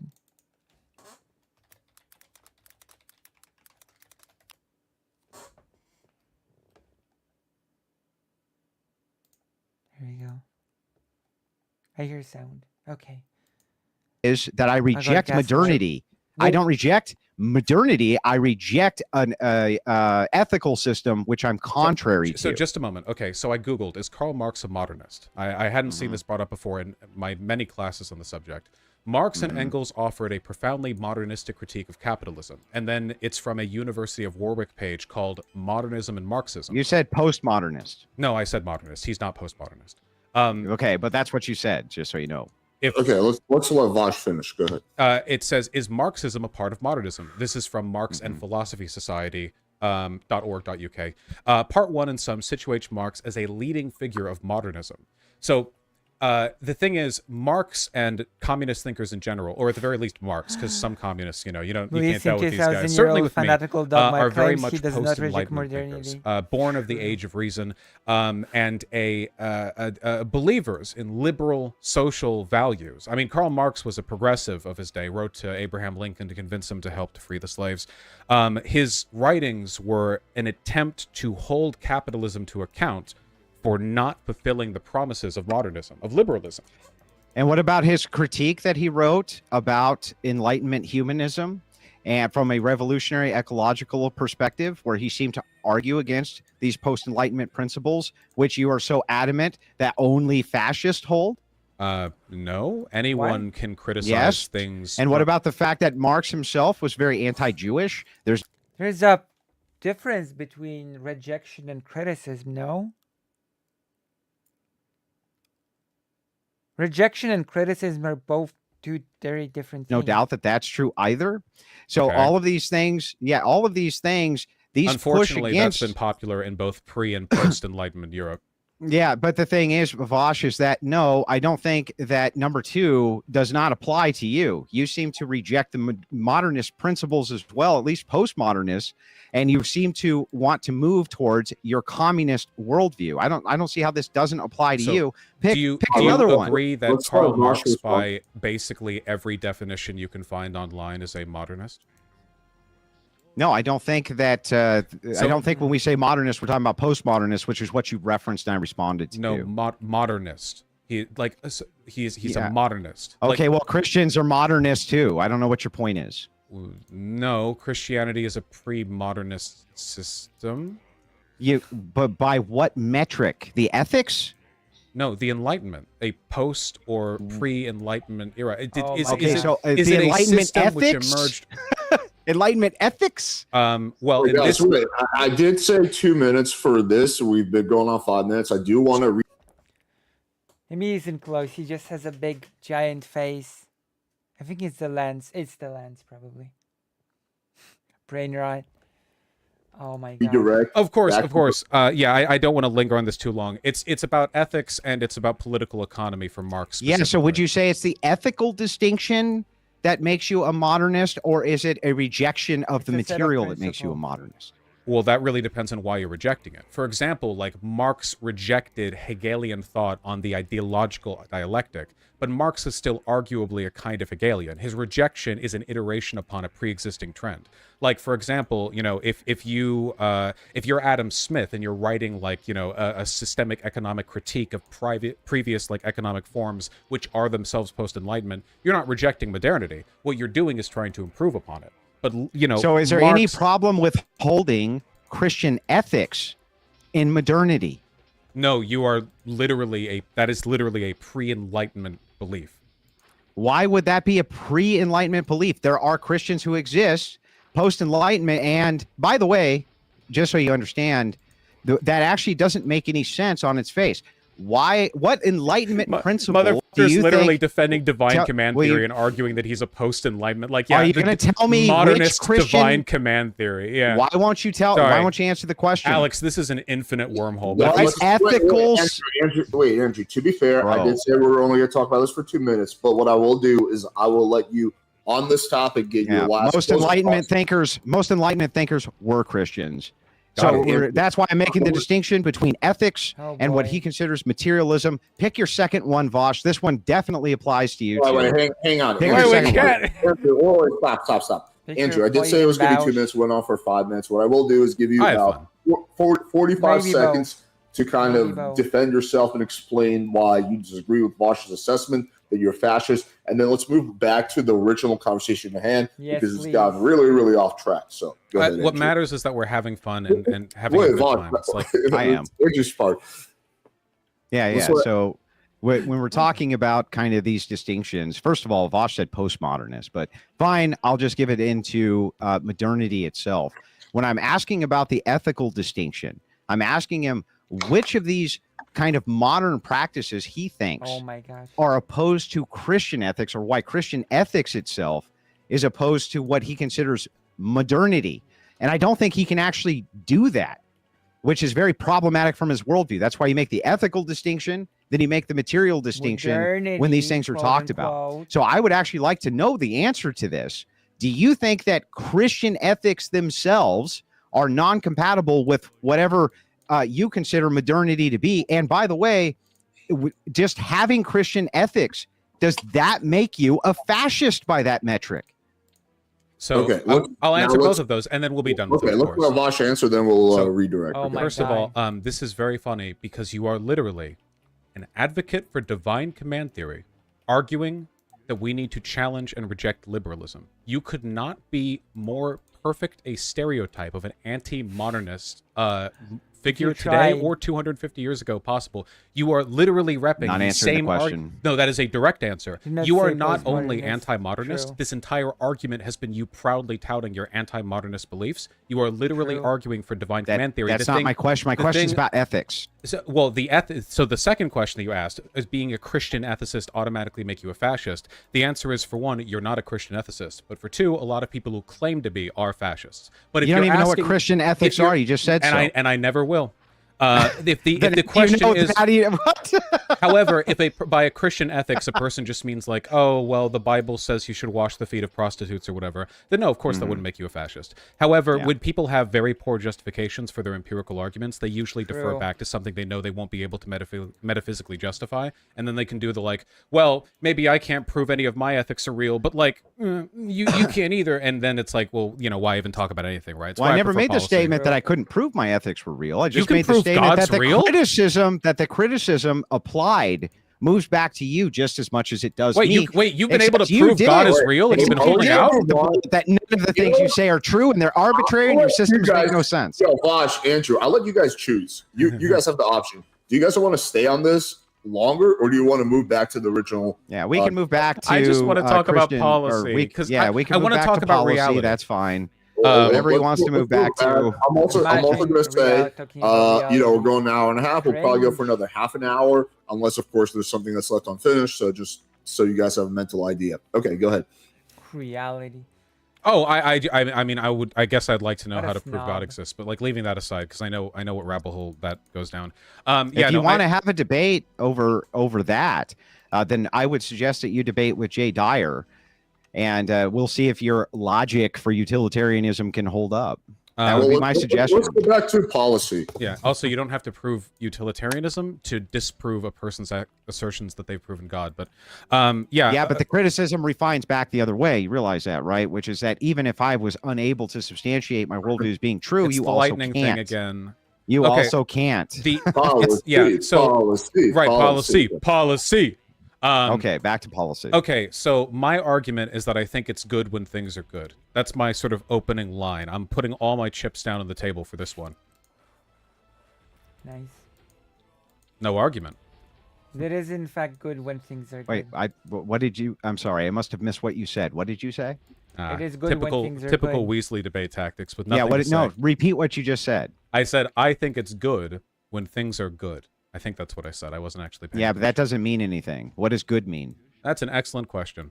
I think that we face a lot of problems today in our country and in our world broadly, and I think that it can seem very scary and very overwhelming, and there's not really a simple way to fix any of it. Obviously, if things could be fixed simply, they would have been. Like, it's not... It's never that easy. I do think that the declining birth rate is a meaningful issue. One day, God willing, every country will be up to economic par. And if they are, logically then, it follows that they would have below replacement birth rates, and that's not good. I think that we can see what we need to do by looking at the country that did it worst, Japan. Japan has a ridiculously low birth rate, in large part, I think, because of its tyrannical work culture. It's made it virtually impossible to start a family. China might actually have it worse than Japan soon. Family or to have children or anything like that, because it's like you lose so much in your career. I think that if we look at that and we think, okay, that's how to do it wrong. That's also so how can we make it right? And I think we should hearken back to the last time we had a real population boom in this country. I'm talking unions. the 1950s, the generation that produced the baby boomers, didn't just come back home to freshly built suburbs. They came back to better jobs than most Americans can get today. I think we need to reinvest in our society to make people happy to live and be alive, give people hope in the future. People are less likely to have kids if they don't hope for the future, you know? We got to address climate change, not only for the million other reasons, but also because it'll make people more willing to bring more life into this world, which honestly at the moment is a pretty scary Are you ever going proposition. to tell me what good means? Man, you're really going to run right past all that, aren't you? Oh my god! You're really going to go right back to the I asked you a ethics specific argument. question, and I let you ramble for, you know, Was however long you rambled that for. rambling? I thought that I was want like you the most to tell sincerity. me what good. You said, I want things to be good, man. I want things to be awesome and good, and we're all, I don't know, dope smoking hippie, whatever the fuck it is. Are you going to tell me what you mean by good? I mean, I just laid out a bunch of things that I think are good. Yeah, you laid up a bunch of things that you think are good, but you haven't told me what the good is. What is good? Do you think that people being Don't ask me a happy question. with Answer good my union question. What is jobs good? Don't good? ask me a question. Answer my question. What is But good? maybe you can really quickly just explain what you mean by good. Sure. Though this seems like a willful disengagement from any of the material substance I just It was laid your out. argument. But, Your argument was the I'll good is make the sure good. No. me just put the question afterwards, but let's Okay. just. Oh my god! Yeah, so going back to the topic we just painfully wrested ourselves away from over the past hour, when I say good, I mean in line with my utilitarian ethics, and when I say that, what I mean is that it maximizes or at least improves a number of conditions that I think are associated with positive my God. utility. So in this case, I'm arguing in favor of something we should both agree is morally good, people being happy and people being fruitful, literally, people producing more children. So I would think So what that do you we do? So what do you do with all these vast population centers which don't follow utilitarianism and have a different version of what is good? So do you, the things that I just talked about looking at Japan and learning what not to do, do you think that's a good idea? Yeah, Like, no, answer my question. Oh my God, Alex, he doesn't have anything, so he'll do anything to keep the I argument just away. asked you a very specific question. So it's What like, it's exactly not is even your related question? to what we're talking about. It's related. Your statement was, this is all good. All these things are good. I ask you for the definition of do you good. believe- You say it's a utilitarian ethic. Do you- Okay, yeah, it's a 'cause you- utilitarian he- ethic. So what do you want to do with all Policy. these massive, vast Policy. populations that don't follow your Policy. utilitarian Wait, hang ethic? on, Policy. Wait, hang on. Let him finish his point. Let him cook. What was the end of that? I missed it. He claims, Vaush's claim was, I want to do what's good, man. And then I said, what's good? And after his rambling diatribe, he finally said, whatever gives positive utility. I said, okay, So- well, as a policy prescription, which is what we're talking about, what do you want to do with all of these nations which are vast and don't follow utilitarian ethics? They follow religious ethics. What are you going to do with those, So, Vaush? Alex, Look, it is a fair question. well, It is Alex, do related you to remember policy. how we said policy a bunch a while ago, and then I That laid would be out policy. and then I laid out like a bunch of specific policies that I think would make people happier and produce more children, and then he ignored all of it. And because I said at the beginning of No, that, the like opposite 2 minutes happened, but ago, I okay. said I think good things are good. He's disingenuously latching onto that so he can avoid acknowledging the fact that he has no real world prescriptions at all. are bad. Hang on, stop. All right. Bad things are bad. Listen, like, listen, he's literally, it's like a fucking ape in the corner, man. People is like throwing feces, but he doesn't know I'm behind glass. Kids, stop. Okay, let's do this. So, Literally Vaush, answered. By good, he means people being happy. True. Did you just see the morality is subjective because people can have separate definitions of good? Not that I'm some moral subjectivist, but it's a curious point. Interesting, huh?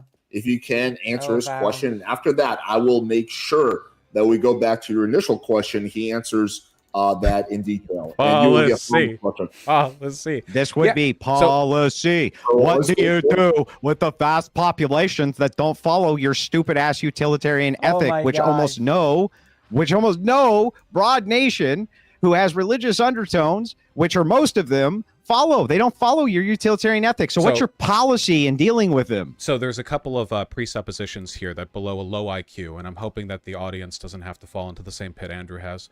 For one, countries don't follow quote-unquote utilitarian ethics. That's nonsensical. The fact that he would say that is a reminder You just said of the that fact that was the that good. Hang on, he is- Andrew. Let him finish. You asked a question. Let him finish. He doesn't understand how ethics works. Countries are ruled by, and decisions within them are made by, literally millions of people. Sometimes in autocracies, it seems like it's one, but it's usually the influence of a huge number of people. And most people don't have cohesive ethical systems. For idea, the idea that the House of Sod, the Saudi Arabian, the bloodthirsty, vicious Saudi Arabian royal family is making their decisions based on religious ethics. Like when they decide to build a giant clock tower over Mecca, they're like, well, what does the Quran say? Notice how he muted himself. He's talking to his own chat. He literally, like, he has no intention of engaging with anything.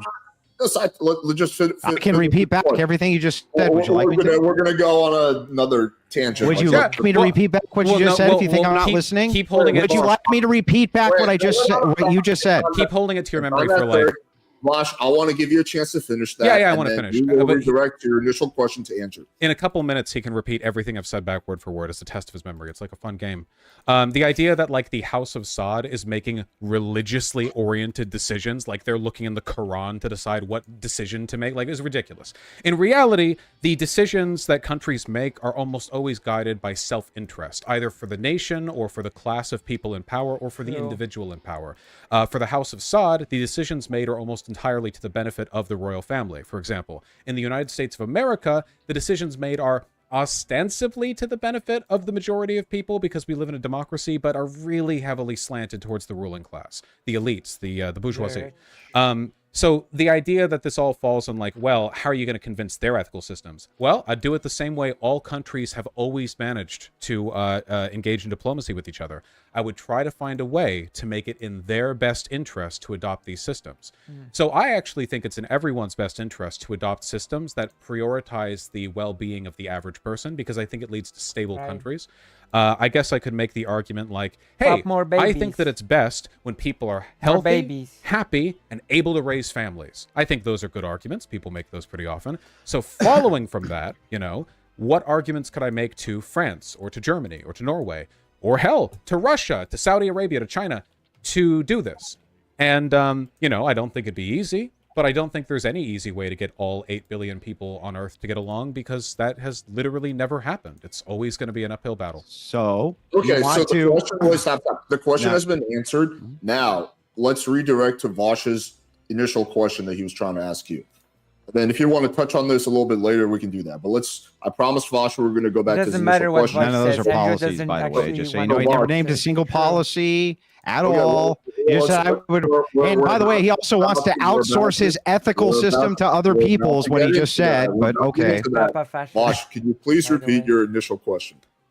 Sure. So I listed a bunch of policies. I guess his memory is not as good as he remembers. But I guess a specific one would be, given that Japan has a uniquely low birth rate and a very bad work culture, wouldn't it be sensible to look at Japan for examples on what not to do? Like maybe if we see what they're doing has led to really bad outcomes when it comes to birth rates, we could then try to prevent those things from happening in our place. So for example, there are, because he doesn't seem to think it's policy, there are lots of Japanese policies, laws, and cultural norms that dictate their extremely bad work culture. So maybe we could look at that, see the outcomes, and go, hey, let's not do that. Like, would that be sensible? What's the policy then? Vaush, sorry, Andrew, it is a fair question. You can follow up and ask him, hey, I don't see, what the policy is. It is a fair question. It is related to the discussion. So you got to answer that. I'm not sure. What would the policy be? Andrew, just answer. He doesn't know. He wasn't listening. He doesn't know. You didn't give a policy, bro. You just said we shouldn't do X. Yes. What's the actual policy prescription here? So, okay, fine. Vaush, what is I'll repeat. No, don't worry. I'll repeat it. Okay. So repeat it. I didn't make a policy prescription there. He wasn't listening. Right. That's why I asked you for the third time. What's the policy? I didn't give one. Your goal was to answer the question. I know. Yeah, that it wasn't about the policy. You weren't listening. Yeah, but I asked you what policy. You were supposed to answer, then ask me a question, but you didn't answer. Because you didn't listen. There was no policy. You're asking the wrong question. So how can I ask the wrong question? Just answer my question. The fact that you don't know the answer to that is astonishing. What the fuck are you talking about? I'm just trying to repeat it, man. I'm just trying to help him understand. I'm gonna have to start muting you guys. Okay, so listen. Gonna repeat the question. Can I repeat the question? Vaush asked the question. Sorry, what? May I repeat the question without any flourish? Yeah, but I think we got the question. Andrew, did we? I personally got the question. I know you did, sir. I think you're doing great. Well, if Andrew needs it, you can repeat. Yeah. But I think so. Vaush made a question that's not directly policy prescription. However, it is very much related to the topic. Yeah, I know. Hang on, Alex. I understand, but So just so Andrew, that you Andrew, understand, I asked him for a policy. Oh my I have goodness. to mute you. I'm sorry. So just please answer his Muted. question, and then afterwards, Oh, I will force Vaush to answer. Give you a policy. Okay, that's the only fair way I think of doing this. I'm trying to be as fair as possible. Hopefully I'm doing a good job. But yeah, so let's just do that. What's the question? It's a rough Vaush? debate. Yeah, okay. No, happily. So, Japan has a uniquely low birth rate, and that low birth rate is almost certainly caused by a set of laws and cultural norms, mostly oriented around the work culture there. But there's a lot of stuff, Do you think that it would be sensible for us to look at all of the things that are lowering Japan's birth rate and use those as teaching tools for what not to do over here? Like if we see over there Sure. that there is a... Sure, absolutely. Every nation on earth you can do that with. Now, back to my question. Okay. What would be your policy to correct that? Sure.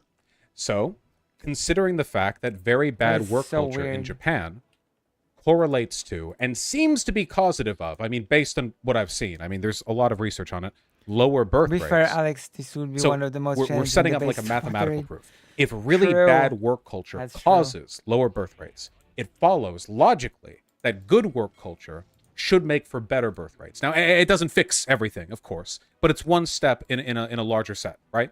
So what makes Japanese work culture bad? Well, obviously the long hours are one, but another big one is that workers are often expected to willfully work long hours after their True. shift is technically ended. How are you supposed to go out I mean, and pick that's a people up? thing. So in what a would be lot your of policy places. In prescription? Poland as well, by the way. We have laws, strong overtime laws, that make it illegal for people to continue work like that after the official hours have been Technically counted. So your Speaking, that's policy true in prescription Poland, but- in order to incentivize birth rates is to outlaw overtime. So I think that is the fact that we have... Wait.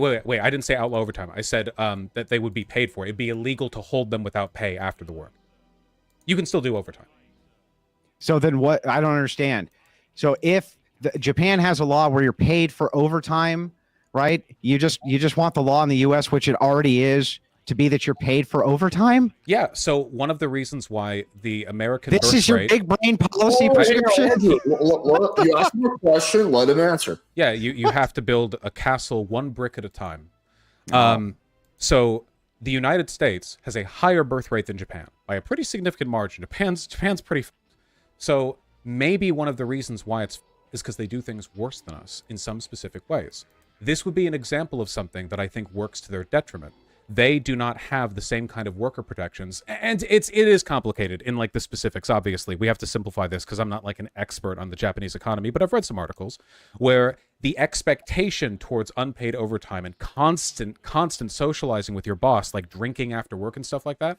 I think things like this make it worse over there. And I think that there is causative evidence that it makes it worse over there. And we have it better over here, and we don't have those same issues. So maybe we can follow through with that and But sort of we draw still it out do. broadly. We have a 1.64 birth rate. They have a 1.34 birth rate. That is significantly lower. So maybe the difference is... Well, wait a second. Okay. When you say significant, when you say it's significantly lower, they're really low in both areas. If all your policy prescription is to Japan is, hey, pay people for overtime, and that's already the policy prescription inside of the United States, how do you plan on outsourcing this policy? That's the whole question. You want other country to do Vaush ethics. How does Vaush want to make Japan start paying for overtime? I'm just talking about learning what policies would be most effective to Policies increasing the break. birth rate. I think that the fact that we have that policy I in the think I'm United not doing States super helps. well in this level. So that was one example. There are like 1,000 more that we could go over, because obviously something as nebulous and complicated as improving the birth rate is going to involve... I mean, we could talk about criminology. We could talk... BRB. I'm gonna go to the toilet and then I'm gonna go to grab a drink. I'll be right back, and then we'll be continuing to analyze this deep debate. Andrew's standard is that one single policy has to fully reverse the birth rate decline, and for that they have already done so, but this policy is ban abortion, which is also fails true. How about solve the hunger problem, which causes a lot of death, which causes a lot of drop in the population, just so you know. BRB.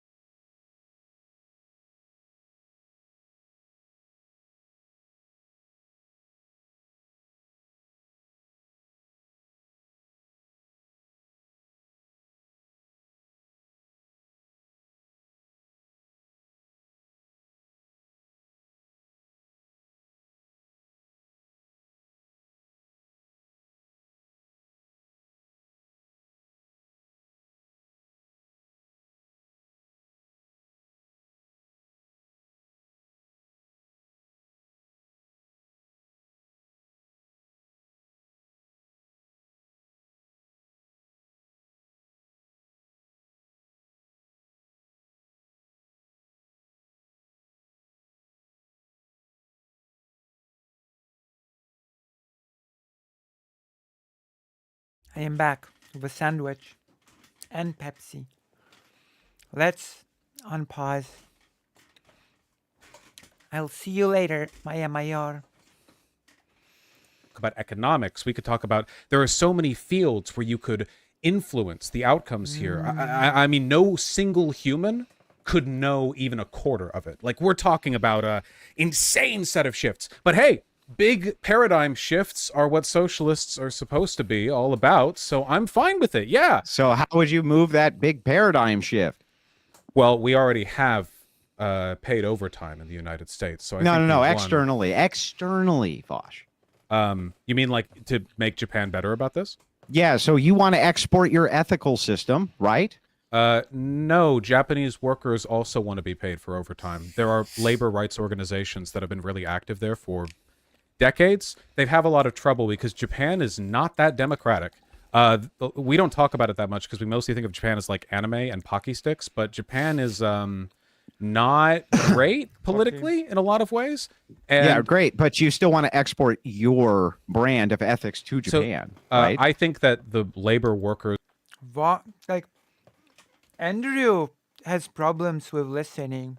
Vaush just said there are many groups already fighting for the same set of ethics as I do in Japan, but they're just not allowed to get what they want. And to that, Andrew responds with, so you want to export your ethics to them? This is so stupid.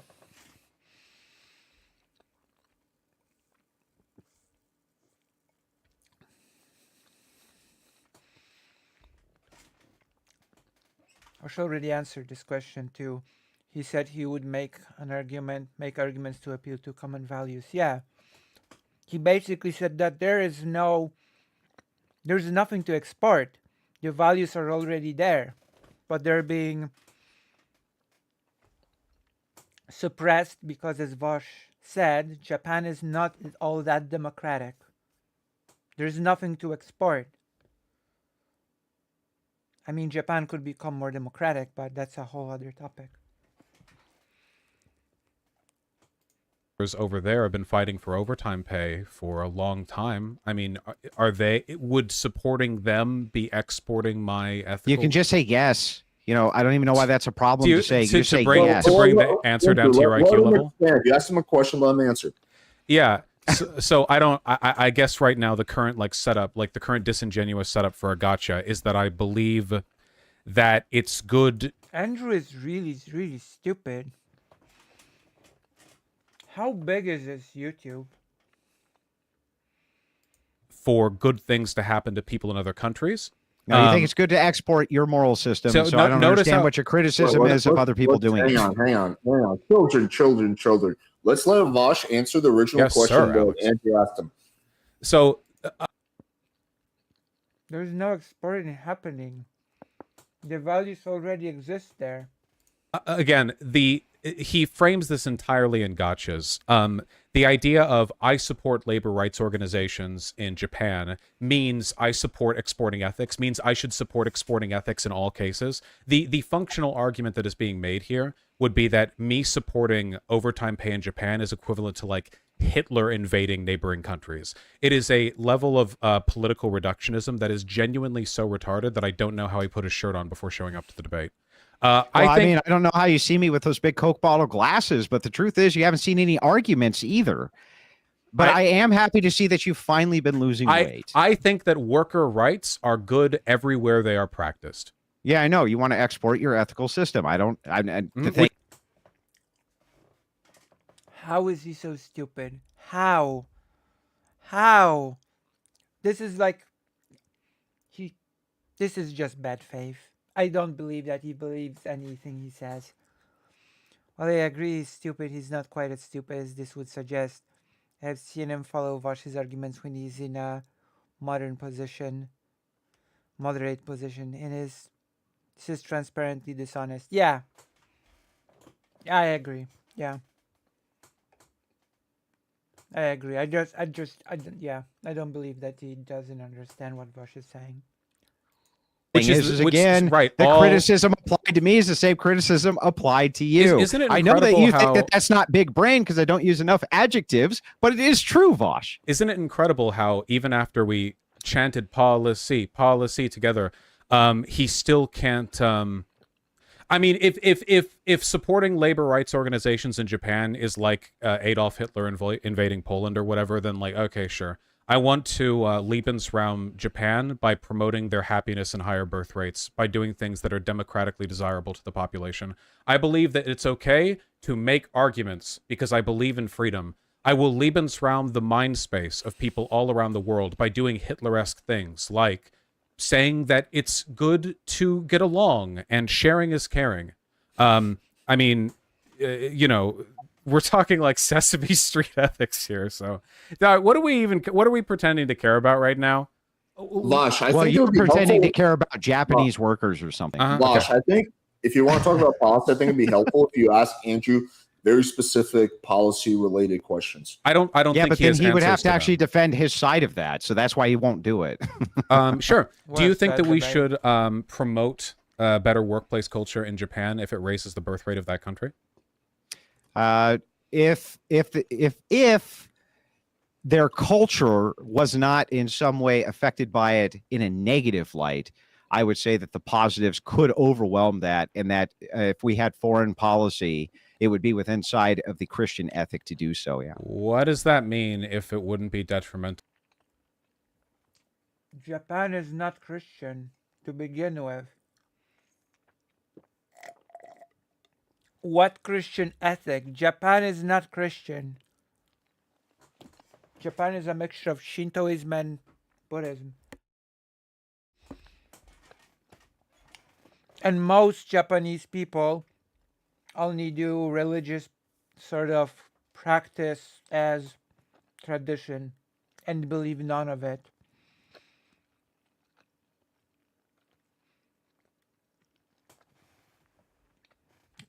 A lot of Japanese people are atheists practically, but like to do certain religious practices for cultural and basically for like, well, because they find it fun as well. I've seen a lot of interesting street interviews about this. When people say, I like to go to the shrine, I do the prayer, I go do this, I go do that, and then they got asked, so do you believe any of it? No. You know? Like, people don't seem to understand that a lot of it can be cultural, you know?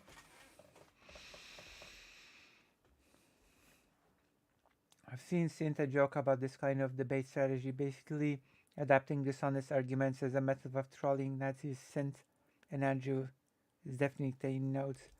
Sint and Andrew are colleagues, so seems like...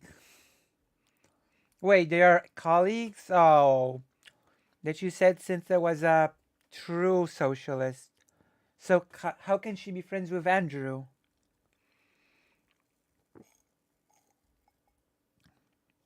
That does not compute to me. To their culture. Well, there could be other factors, for instance. So you could try, for instance, to mess with whatever the cultural cohesion is and end up drastically having a reduction in the birth rates even further without recognizing the damage that you're doing. Hard to say in that particular, but in that particular case, and there's overlap in the consequence, especially when it comes to duties. So again, back to Japan, though, I wouldn't have a problem with, say, oh, the birth rate's going to skyrocket if we start paying these people for overtime. Yes, of course, I would say you should probably pay them for overtime. However, I'm not going to disagree with the fact that I'm trying to export my own system of ethics to Japan, which Christians did successfully do, by the way. No. I don't know what he's talking about. Why would that be problematic? That's bullshit. Christianity absolutely failed in Japan. Are you kidding me? Christmas in Japan is a day and night when you eat chicken and go on a date. Very Christian. Very Christian to treat Christmas as this day when you go to KFC and take your partner out on a date. What success of Christian values. Amazing. I don't know if she's French. This is part of why I think she's cringe, but I don't think she's a tanky or a fascist. She just has a particular views about using enemies to spread her ideology. She's very cogently argues for libertarian. I see. Okay.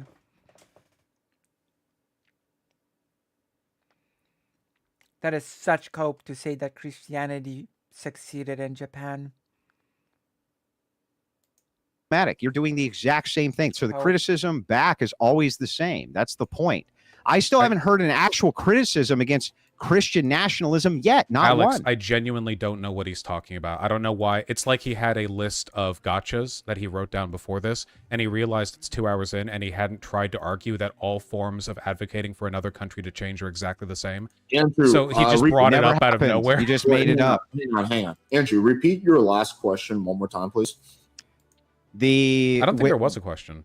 Yeah, I was It was responding to jibber-jabber, a question. mostly. He was asking questions, and I was answering them. Okay, so you don't So have now a it's my question. turn. Well, let's hang on. You said you want Vaush to give specific policy prescriptions. Yeah, so now I would like to follow up on my question. Okay. Oh, you want more policy? I love policies. So moving back into the Japanese, I think that's a pretty good place to start. Right now, Japan is being drastically affected by the fact that they have such an elder care crisis. And the elder care crisis is coming, of course, because of their birth rate crisis. This is the number one thing affecting them. They've even considered opening up their borders for slight amounts of immigration in order to take care of this problem. Though the culture They haven't considered opening up borders for slight immigration. They have opened borders for immigration. At this point, calling it a consideration of opening borders for slight immigration is a joke. In fact,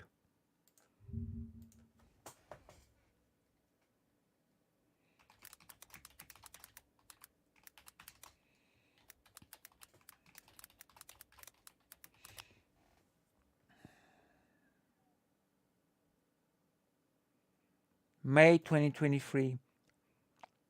Japan is an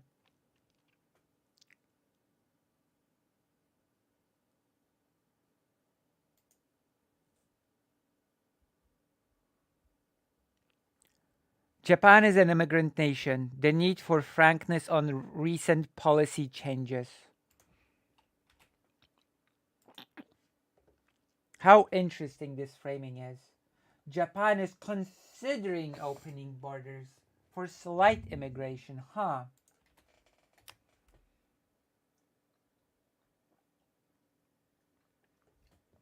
With the introduction of the specified skilled worker visa in 2019, Japan effectively became an immigration nation, proactively accepting foreign migrants. The author, however, argues that the government needs to be more forthright in informing the Japanese public of the consequences of recent policy changes. Japan is only considering it, huh? Interesting. there seems to be adamantly against it. Andrew is so full of bullshit. They are considering doing so. Do you think that the birth rate collapse there then, can we agree that that is a problem even for a utilitarian, that their birth rate is collapsing to the point they can't take? Show is actually very neutral as far as debate panels go. At least from what I've seen, Andrew can be very good at masking his views until he's defending his own arguments. I think this is laziness, right?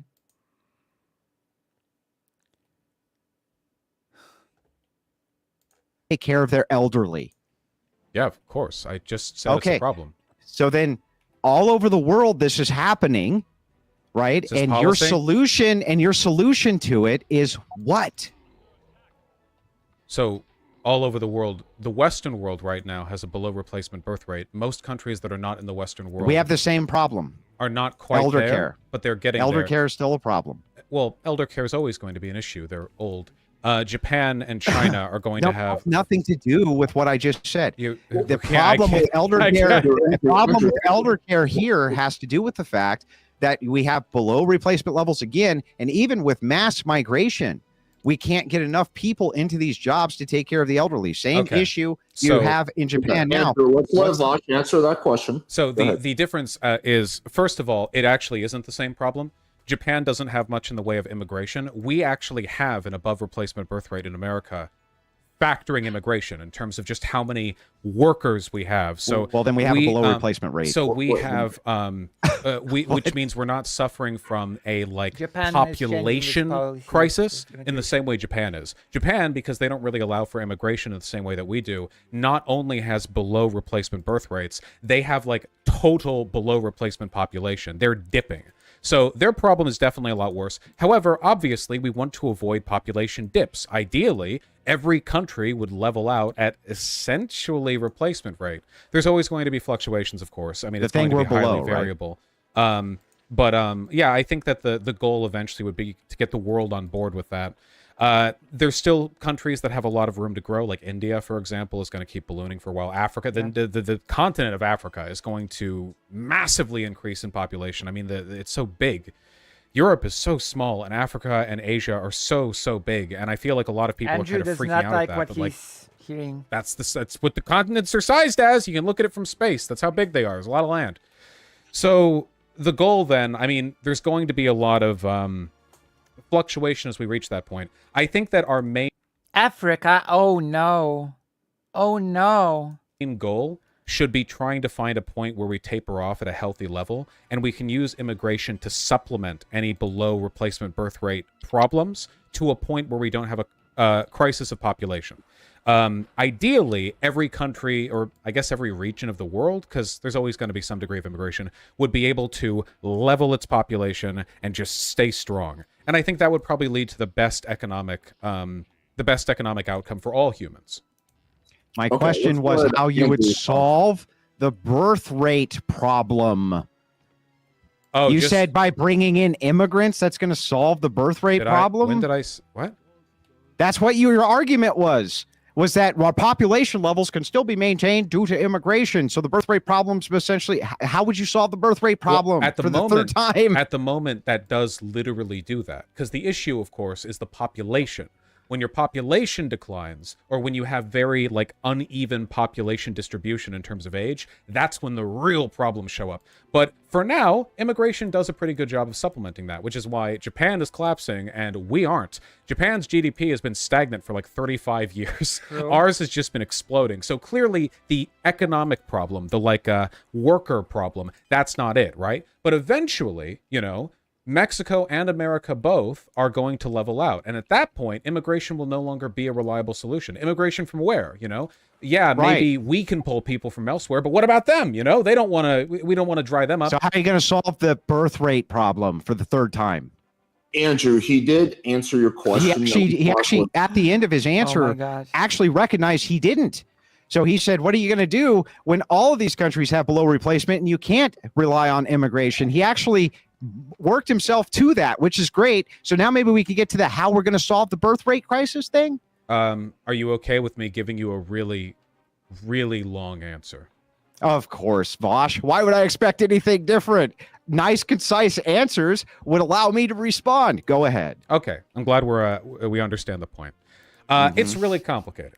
So, oh my gosh. The big, yes.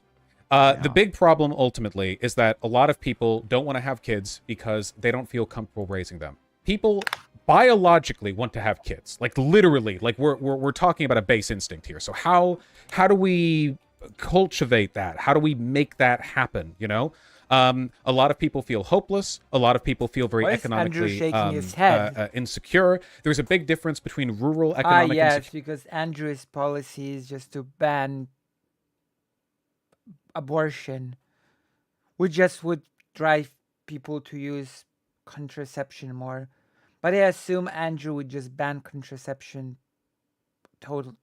altogether. Security and urban rural insecurity as well. Cities have much lower birth rates on average, in large part because city houses are so small, and if you run out of money even a little bit, you get kicked out of your place. And if you have kids, it's oh my god. But in a rural area, maybe the issues are more broader economic destitution for the region, but maybe you have a house that's been in your family for generations, so it might be more easy to raise kids. I think that fixing housing policy and economic inequality would help a bit.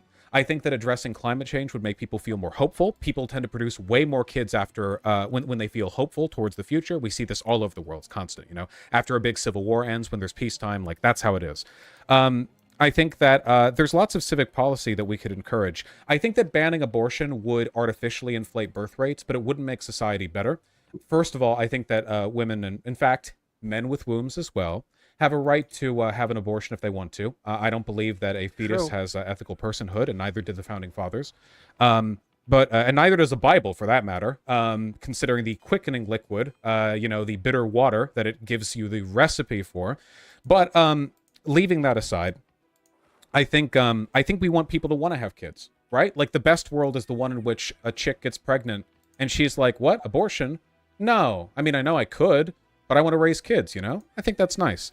So we have to make people happy, productive, vibrant. We have to make our cities safe for children, which they are not currently, because a bunch of people live in suburbs where you can't walk anywhere, and also people live in like urban jungles where it's like cars everywhere and it's dangerous and stuff. There's just so much stuff that we can do, you know? Anyway, I know that's long, but like, we're talking about a really, really broad problem. Okay, so I've been writing this down as you've gone. You said we should address global warming. And that's it. You actually didn't give any other solution. You said that city homes are cramped. That's true. I didn't say anything. Can you give me some actual solutions here or not? Housing. Is housing not a thing in this person's mind? Working conditions?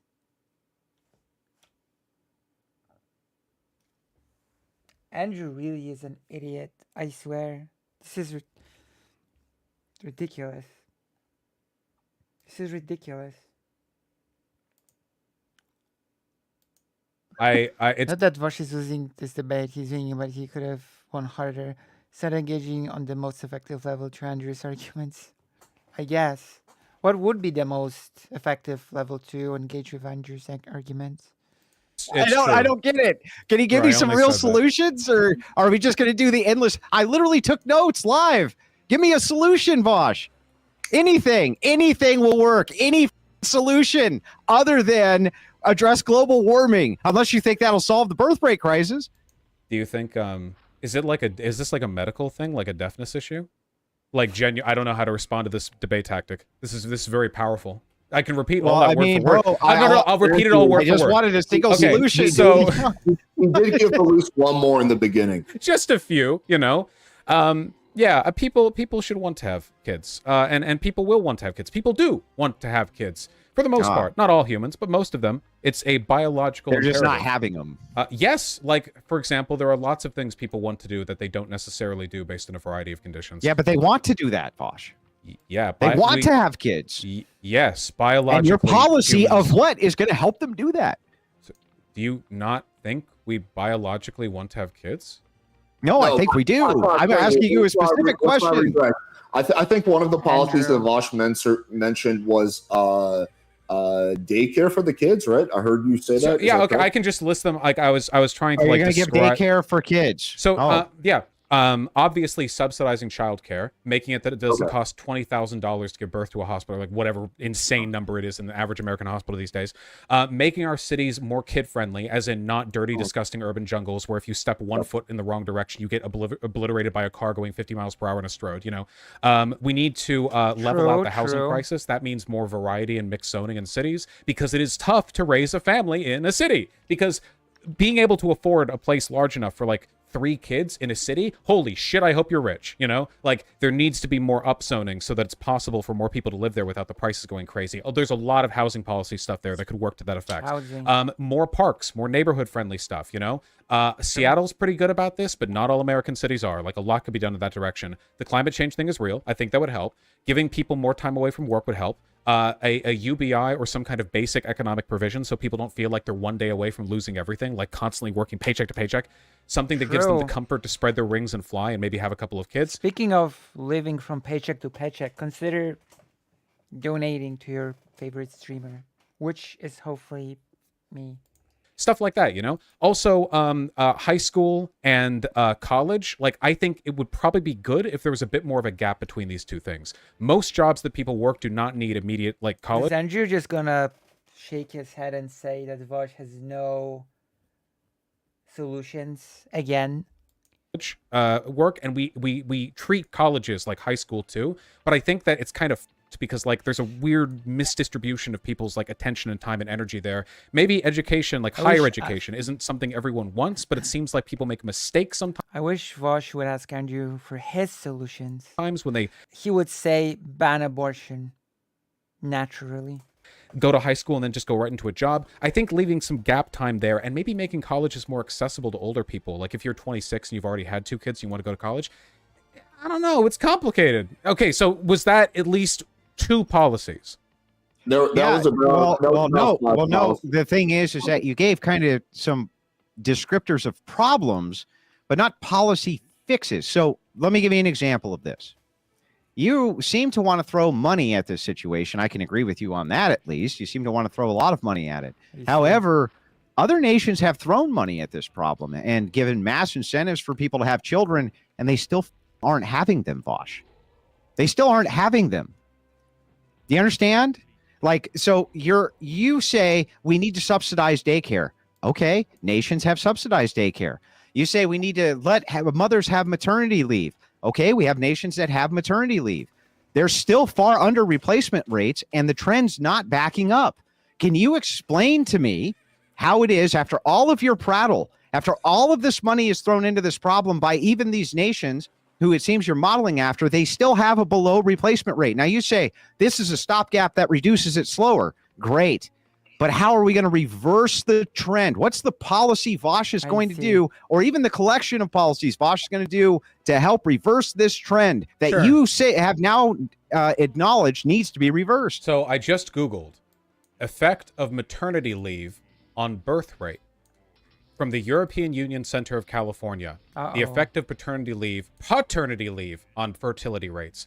A segment from which says, maternity leave tends to reduce or even reverse the rate of decline in fertility rates. See figures 2 to 5 in the appendix. I looked at another article, The Effect of Leave Policies on Increasing Fertility, a systemic review. I haven't even scrolled down yet. Maybe when I scroll down, I'll find a total defeater for my argument, in which case I'd still argue that fertility and maternity leave are still like good for people, like because it makes them happy, but you know, whatever. Hold on. That's where it's we about to get classify the crazy. 23 Andrew studies is going in terms to of go the type full of identified, goblin mode. revealing Really? that all the negative or null studies identify the Goblin current child mode. effect, all the positive studies identify I the wanna future see. child or total effect.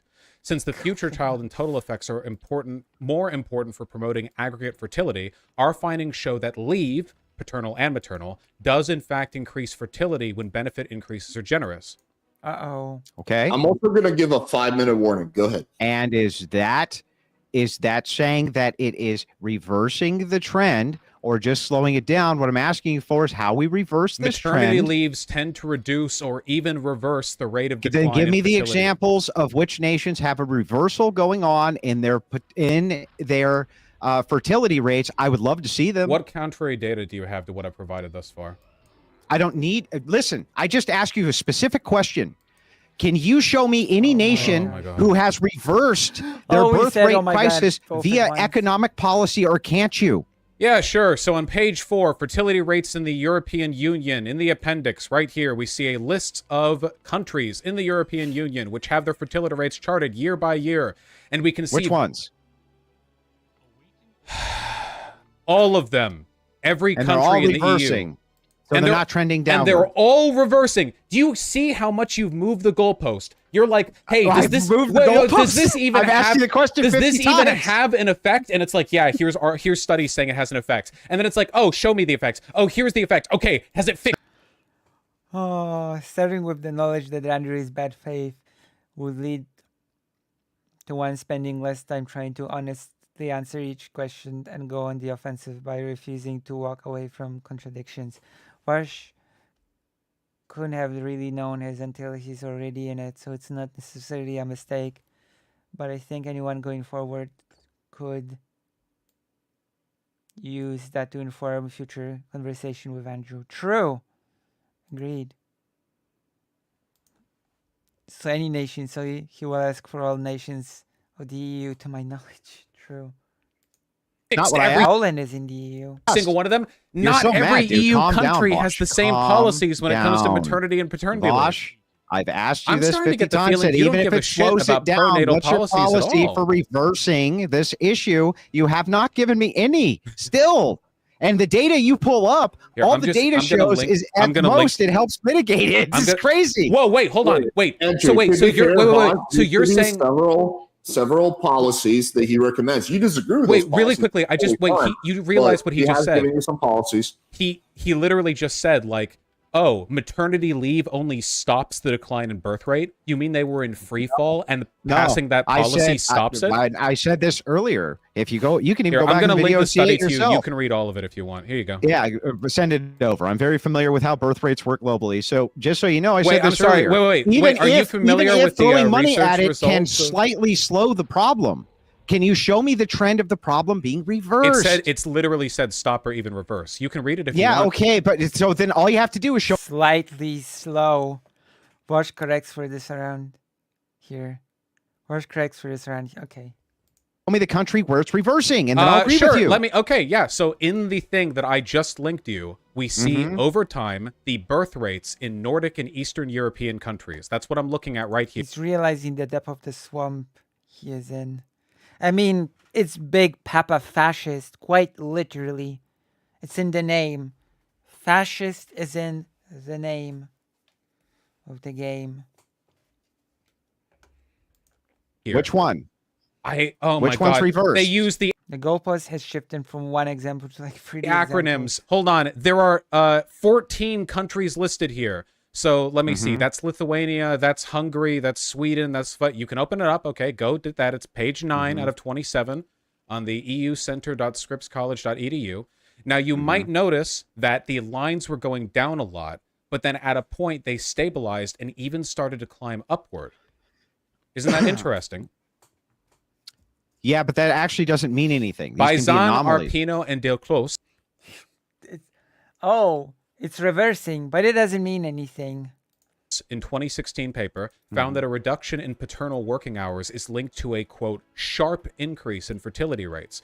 This is because much of the additional time off is used to care for children. Sullivan et al. In a 2014 paper compared the amount of time fathers spent with their children in 2 regions of Europe.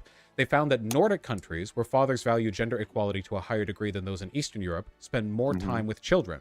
In Figure 6, I compare the fertility rates of these regions. Give me a nation. I observed that prior... Well, hold on. I'll just read the entire thing if you're insistent on not reading it. I observed the prior to the 1990s, all European Union countries had fertility rates above the, quote, very low level. Some countries' rates were even above replacement levels. After 1990, both it's 1.53 for the EU right now. 1.53. Both the Eastern European countries and the Nordic states experienced a decline in fertility rates. The Nordic countries were able to maintain or even increase their fertility rates, partly because of their egalitarian attitudes and paternity leave policies, which were implemented between 1991 and 1998. Cecilia and Verlu 2012, quote, Why Swedish Men, Study 2014, Finland Study 2013. In recent years, fertility rates have begun to converge. How long are you going to let this go on for, Alex? Are you just going to let him read indefinitely to filibuster the entire sentence? Andrew, he is answering your question. He linked the article. This is ridiculous. Yeah, this is the If this is true, he should be able to show me where the trend is reversed anywhere. It's not reversed. Andrew. It's not reversed in any of these nations. You're a liar. You got to mute him, Alex. You got to mute him. That's the only way. Okay, stop. Andrew, he did answer your question. He said Scandinavian countries. Right? They're not reversed in the Scandinavian countries, is my point. So none of them are reversed. He's lying. The problem is that Andrew has literally nothing to offer, and he keeps asking me, like, how would you solve? How would you? And now I'm literally reading out the exact goalpost he's moved it to. According to the article, it does sound like there was some reversal, unless I misread. Then all he has to do is give me the nation where I can look at the reversal in these birth rates. Reading it out. Just name one. Just name one, bro. Name a single one. Name one. Name one country for the sake of simplicity. Please. The Nordic countries, so like Sweden. Sweden's birth rate, you think, is on the upward swing then? Let me Google Sweden birth rate. Wait. I thought you just said that you knew. This was your evidence and you don't know. Right now. It's in the article that I just linked to you. It's literally it's on the downward trend since 2020. Since 2020? I wonder if anything happened in 2020 that might be affecting the overall birth rate. Yeah, but it was on the downward trend even before that. Well, interestingly, it seems like these articles have found extremely effective positive correlations between fertility rates and these paternal and maternal policies. Yeah, except all the countries that you named, their fertility rates below replacement and still dropping. Except... Wait, hang on. Wait, to be fair, I think what Vaush was saying is that this specific policy caused a positive increase in birth rate. He's not saying the country itself is on an upward swing, because there could be a multitude of other then factors. that defies the purpose of the question. Which No, is it doesn't. So yes, it does. Again, like the problem is, and I think this is again tantamount to the fact that not only does Andrew not care about Christianity, he doesn't actually care about birth rates either. He asked the very specific question, what policies to increase it? So I find studies that say these policies increased it and sometimes even reversed it.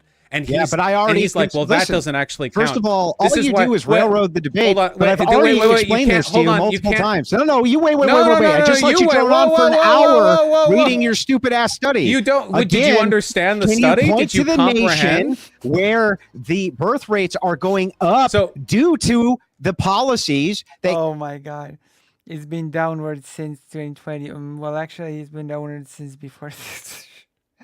Andrew is a clown. Are proposing.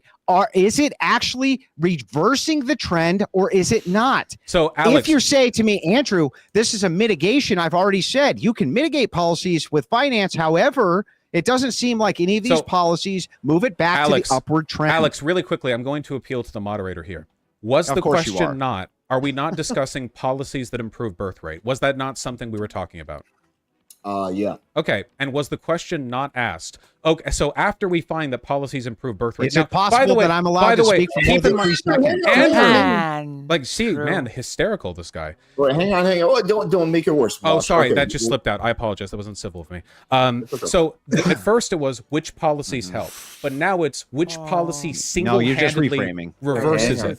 And now it's, okay, this policy was found to have reversed it. You're just letting the dork lie. He's lying through his teeth. But the reverse did not continue indefinitely. The problem is... How long is this guy going to filibuster the debate? He's hysterical. Look, he's filibustering the entirety of the debate, Alex, and he's trying to reframe... Alex is such a dude, bro. Moderator, LMAO. I mean, Alex just feels so lost. He doesn't know what to do, if he should interject or not. Also, he has horrible views in Ukraine, just so you know. Just so you know. Desperately, and you're allowing him to do it. Alex, I just don't allow him to do it. I'm going to mute you. I will make sure you get equal time to refute this, Andrew. I promise you will not be cut off. You can ask all the follow-up questions. I just want to talk to you. My best to be fair. I will cut him off. Okay, Vaush. He's just prattling, bro. So I don't. Okay, well, let him prattle for like 30 seconds. Humor me. Well, I want to talk to you, Alex, if I may. Okay, so the problem we're at right now is that it literally progressed from which policies help to, okay, so this policy is proven to help. Does it fix the problem forever and eternally? And then there's literally studies saying, actually reverse the trend, but now he's pretending that's not happening either. We're 2 hours and 22 minutes into this. I might as well be talking to a rock. He doesn't care about Christianity or birth rates. I think what he cares about is attention, honestly. It's very feminine. Okay, well, let's not get into the personal. No. So what I'm saying is, I have to wrap it up now. I'm at the point now where I'm reading a study that says the things, and then he's like, "Well, what does it say?" This, like, I can't. This is a level of willful, reality. This is just called I can't what engage I call with. cope. You're just coping. It is actually ending. Wow. That's true. Vaush, You never actually demonstrated your position even once. See, he's still doing it. Can you hang in for 10 more minutes? Yeah. Well, to clear out at the half hour, sure. Yeah. Okay, cool. All right, so I think this is what we should do. So I don't remember exactly how Vaush phrased it in the beginning, so I'm going to plead ignorance on that. It does seem like Vaush is saying, hey, here are the things that help the problem, but they don't fix the problem, right? And so I don't even know if you guys are disagreeing on much, but I'll give you guys like the last 2-3 minutes to just go at it. I won't even talk. You guys can just wait. So I'm not allowed to speak at all. Yeah, quit being a pussy. Shouting match. Let's Let's shut go. down the entirety of the debate. One more time, let me respond to some of this nonsense. Okay, go ahead. Respond, Andrew. So, first of all, I told Vaush earlier, Ridiculous. I'm not looking for policies which act as a mitigation, but as a reversal. And do you have specific policies which act as a reversal? He does not. I stated to Vaush. I recall seeing the word reverse or hearing rather, the word reverse in what Vaush read.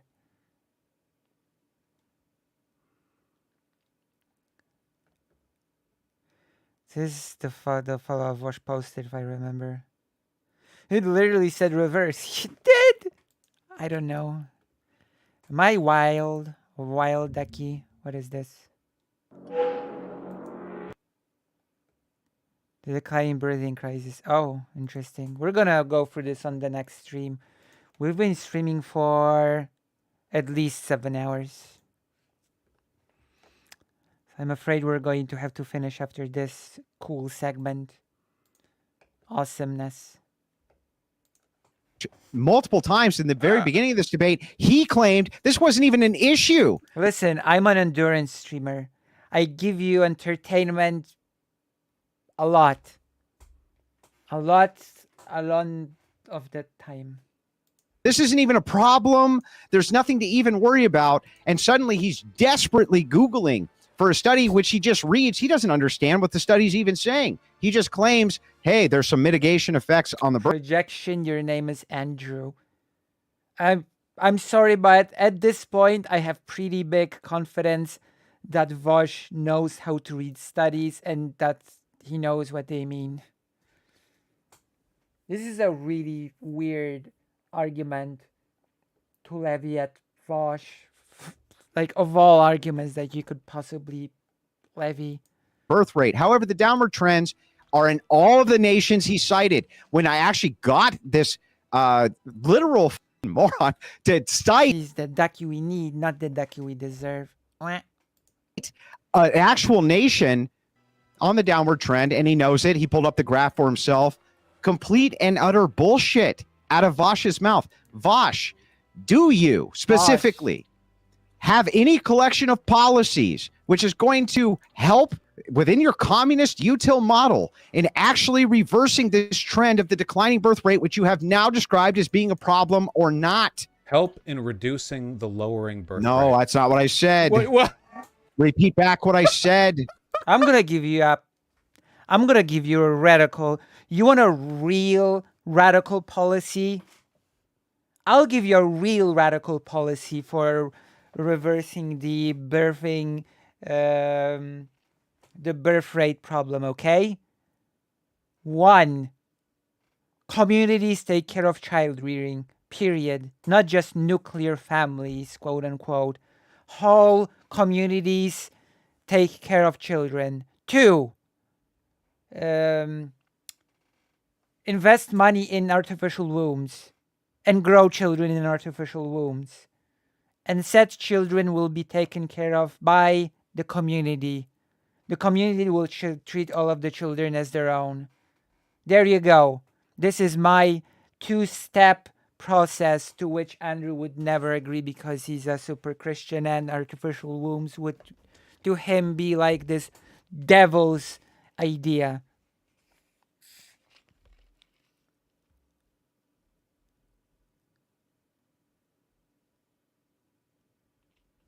So there you go. This is my 2-step solution. That's my 2-step sort of like policy. Artificial wombs. Children can sort of grow up in those artificial wombs, and community becomes the family for the children. Parents, siblings, everything. Uncles, grandparents. I want to hear him say literally 10 seconds ago, I would never let him to walk away from that. I would have halted the stream to rewind it for... Wait, do you want me to rewind? No, that's not what I said. What? Or not. Reversing this trend of the declining birth rate, which you have now described as being a problem, or not. Help in reducing the lowering birth rate. No, that's not what I said. What? Repeat back what I said. Dude, are you? Do you have, like, legit? Do you have dementia? You just. But yes, unironically, this is my sort of thing, especially since I know that many sort of, the more with Christianity, etc., governments are tied, the more they try to hinder research. too for artificial wombs, etc. Just No, said. no, I said- hang on. We're on limited time. No, I was would- responding, and then he interrupted me again. Let's answer Andrew's question. It was Yeah, the yeah. first question. So he asked, do I know of any policies that would help in reducing the trend? So no one policy can single-handedly fix any giant No, I asked if he had one that would geopolitical reverse problem. it. He literally said help and fix it because when he's not pretending to be this stupid and disingenuous, he understands Literally there's no said one. We're gonna finish in like about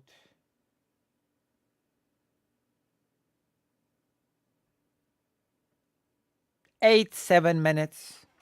But good night, Moose Watcher. Thank you for coming. Thank you for being here. Thank you for being a giggler. Can't help himself. What's the word reverse mean? I linked an article. What does the word in reverse the, mean? Andrew, he let's let him answer. He and if doesn't understand because he's still strawmanning the argument and you're letting him. What does the word I think reverse so. mean? Hang on. He understands what the word reverse means. Let's let him try to answer the question. If he doesn't do a good job answering the question, I promise you, I will personally press him and get him to answer the question. Sure. So the question from Andrew is, are there any policies that reverse the problem? So that specific article we just looked at said some countries, like Norway, saw a reversal of the trend because of the causative impact of the parental leave. Right. Now, obviously, when we're talking about how to fix a global problem, one single policy is not like this is like arguing like you're fighting a war and it's like, can you show me the one single gun that will defeat the enemy? Like it's nonsensical. No.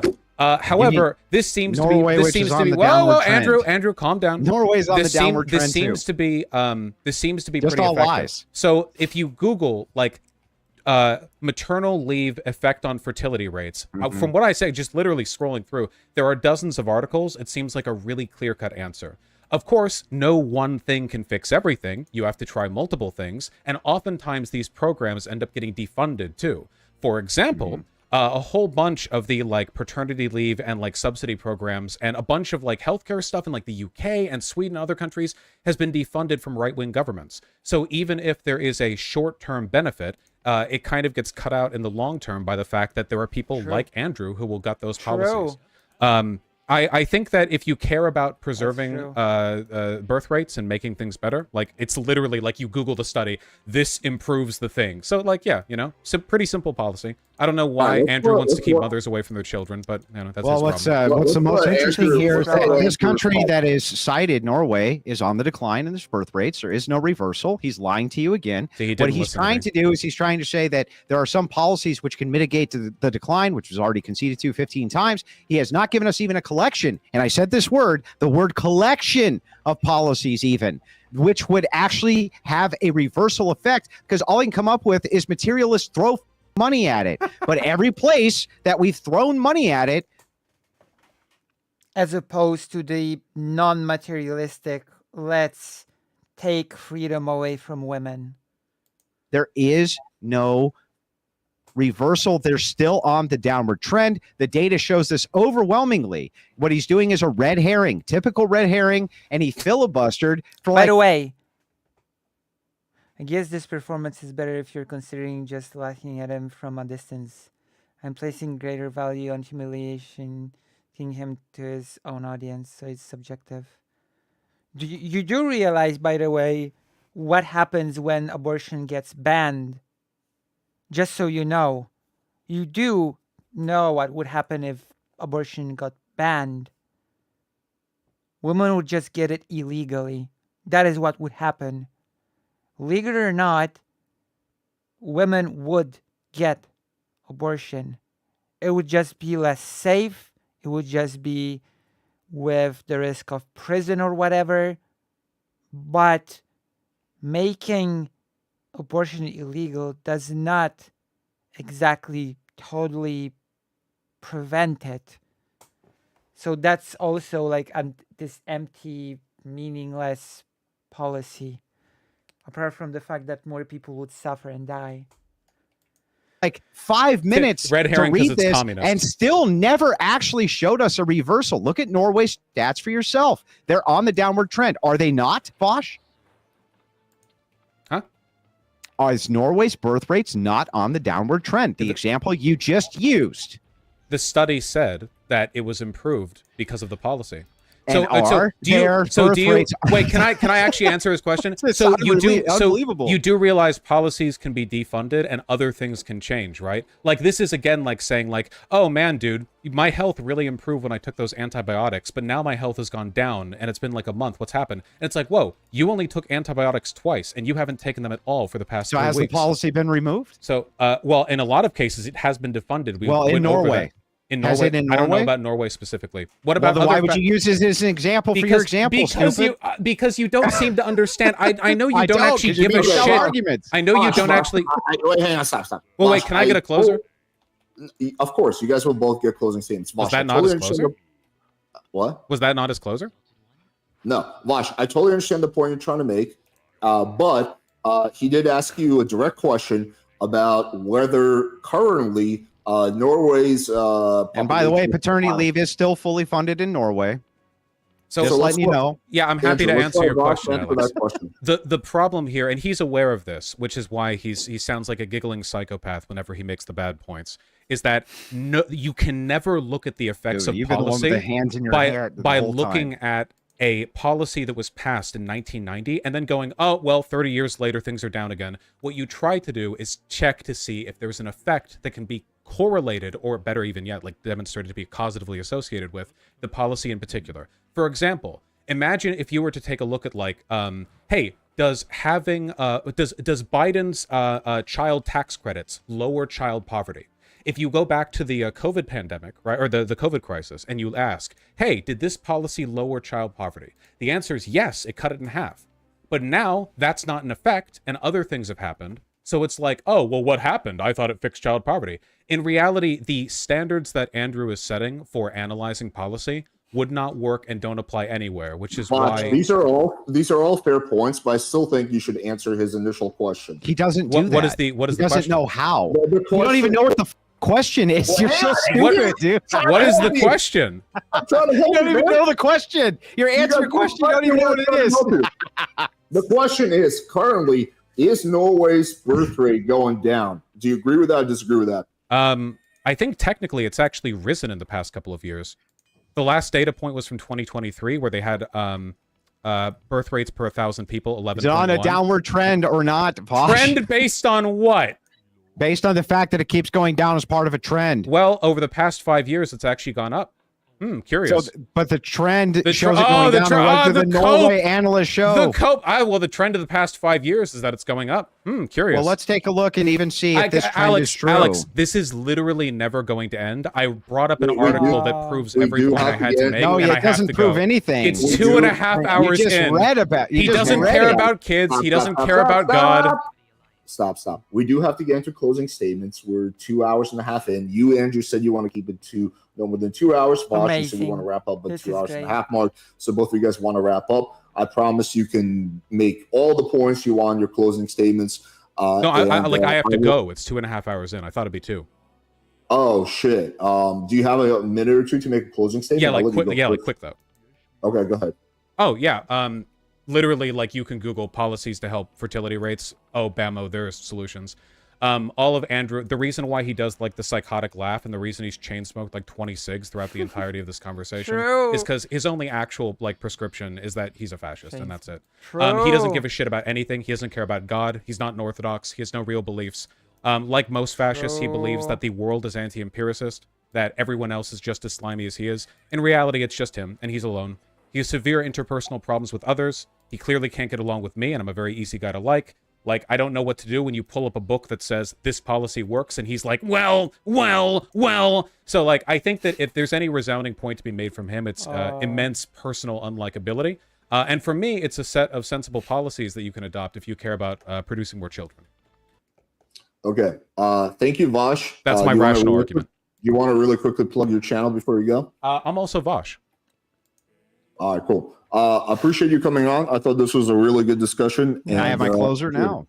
Yeah, of course. I understand that Vaush may not stick around for it, but as of 2022, there were a total of 51,480 newborns in Norway. That might sound like a lot, but it actually marks a drastic drop in the fertility rate within the country, and it's on the downward trend. This is according to Norway's own stats, as much as the Gish Gallop goes. But let's go back into this. Vaush was blown out on ethics. He had no argument there. All criticisms directed at me were equally directed at him. He said that I'm not an Orthodox Christian. He has nothing to back that up whatsoever. It's just some decorative statement that he makes up. He's called me a fascist, but when we were trying to go through that, he ran from it as fast as he possibly could, tried to filibuster the time as much as he could. He also, at the start of this, remember, said the birth rate itself is no problem. It's no issue. It's not even anything you got to worry about. By the end of the debate, he's scrambling desperately because his logic led him to notate this one key point. If the immigrant countries also have a below average birth rate, this is Vaush's words, you're not going to be able to migrate them anymore. We have a big problem. He said that himself. So finally, we get to the concession. This is an issue. When I ask him, what is your solution to this, which I would have been happy to give mine, instead he says something mild like, we'll throw some money at it, and hopefully, even though that does a small mitigation of the problem but does not reverse the trend, we will continue on this evermore, throwing materialism at this, even though it has done absolutely nothing in any of these Western nations to reverse the trend whatsoever. In fact, I would also say Vaush is literally one of the most bad faith opponents I've ever debated with. But I'm actually fine with that. I don't really care that much because his arguments weren't very good. So ultimately, all he had was, you're mean and a fascist and hard to get along with. I've gotten along with Vaush fine for a year. He's been on the Crucible multiple times. Never had a bad engagement with him behind the scenes. Total fabrication and bullshit there as well. Not a single problem with the guy behind the scenes. He says I have issues with interpersonal relationships, yet he's come on my show multiple times without any of these interpersonal relationships. What this is just typical over-talkifying, right? The mod allowed way too much of that. That's his show. I can't say anything about that. But my arguments were far better, and he never did make an actual demonstration for why I was wrong about any singular point that I made. And with that, I'll close. And I appreciate very much even the time of Vaush, who's more than welcome to come back on the Crucible and do debates in the future. I take none of this personally and never have with any of the interlocutors that I've engaged with. Cool. Yeah, I know, Vaush, you got to go. Andrew, do you mind staying on for another 20 minutes? Of course. All right, cool. Yeah, Vaush. Oh, I'm so pissed at you, Vaush, but you're welcome to my show anytime to make me money. This is so weak. This is so pathetic. Vaush, appreciate you. I thought this was... Pretty sure Vaush organized BPS, transphobic and obsessive interaction with Demon Mama. A really, really interesting debate, and I personally enjoyed watching it. I had to step in way more than I usually do. Andrew, you've seen me moderate many times. I never ever step in this much, but I thought it was appropriate. Hopefully, you guys both thought I did a fair job. I was trying to be as fair as possible. Alex, you were a dream, and I appreciated your moderation very much. Andrew, I hope you find God. I hope you do too. Have a good one. And Jenny Craig. Chad, I didn't get that joke. What was the joke? Yeah, don't worry about it, Vaush. No biggie. Wait, what's Jenny Craig? A weight loss pro? Is that like a boomer reference? Because I've never heard of that before. Yeah, so anyway. Holy shit, dude. Oh my god. Hello, Benjamin. Yeah, okay. I think that actually might have been one of the most bad faith, maybe the most bad faith conversation I think I've ever had, actually. On like every level, he never actually wanted to talk, right? Like he would take every excuse he could to not talk about the thing we were talking about. Like remember what I said? Hey, I think good things are good, haha. And like, oh, okay, so here's some policies. And then I talk for 5 minutes and he's like, so you said good is good. What do you mean by that? No, yeah, incredible. I mean, I don't think I've ever reached a point in a conversation where not only would they move the goalposts that flagrantly, but also I have an article up describing the thing they're trying to press me on. And he's just like, nuh-uh. Like, I genuinely think that's, like, unique to him. Self-critical rhetorical analysis. Okay. We're going to finish it here for today.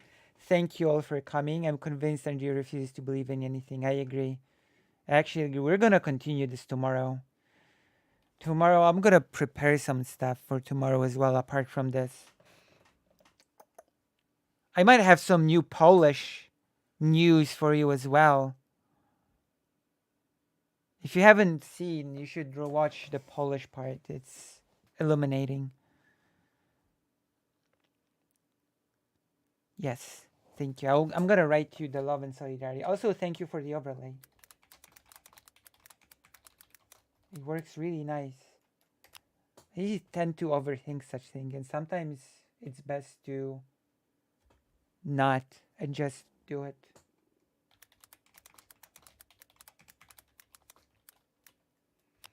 Thank you. Thank you very much. I'm gonna press end stream.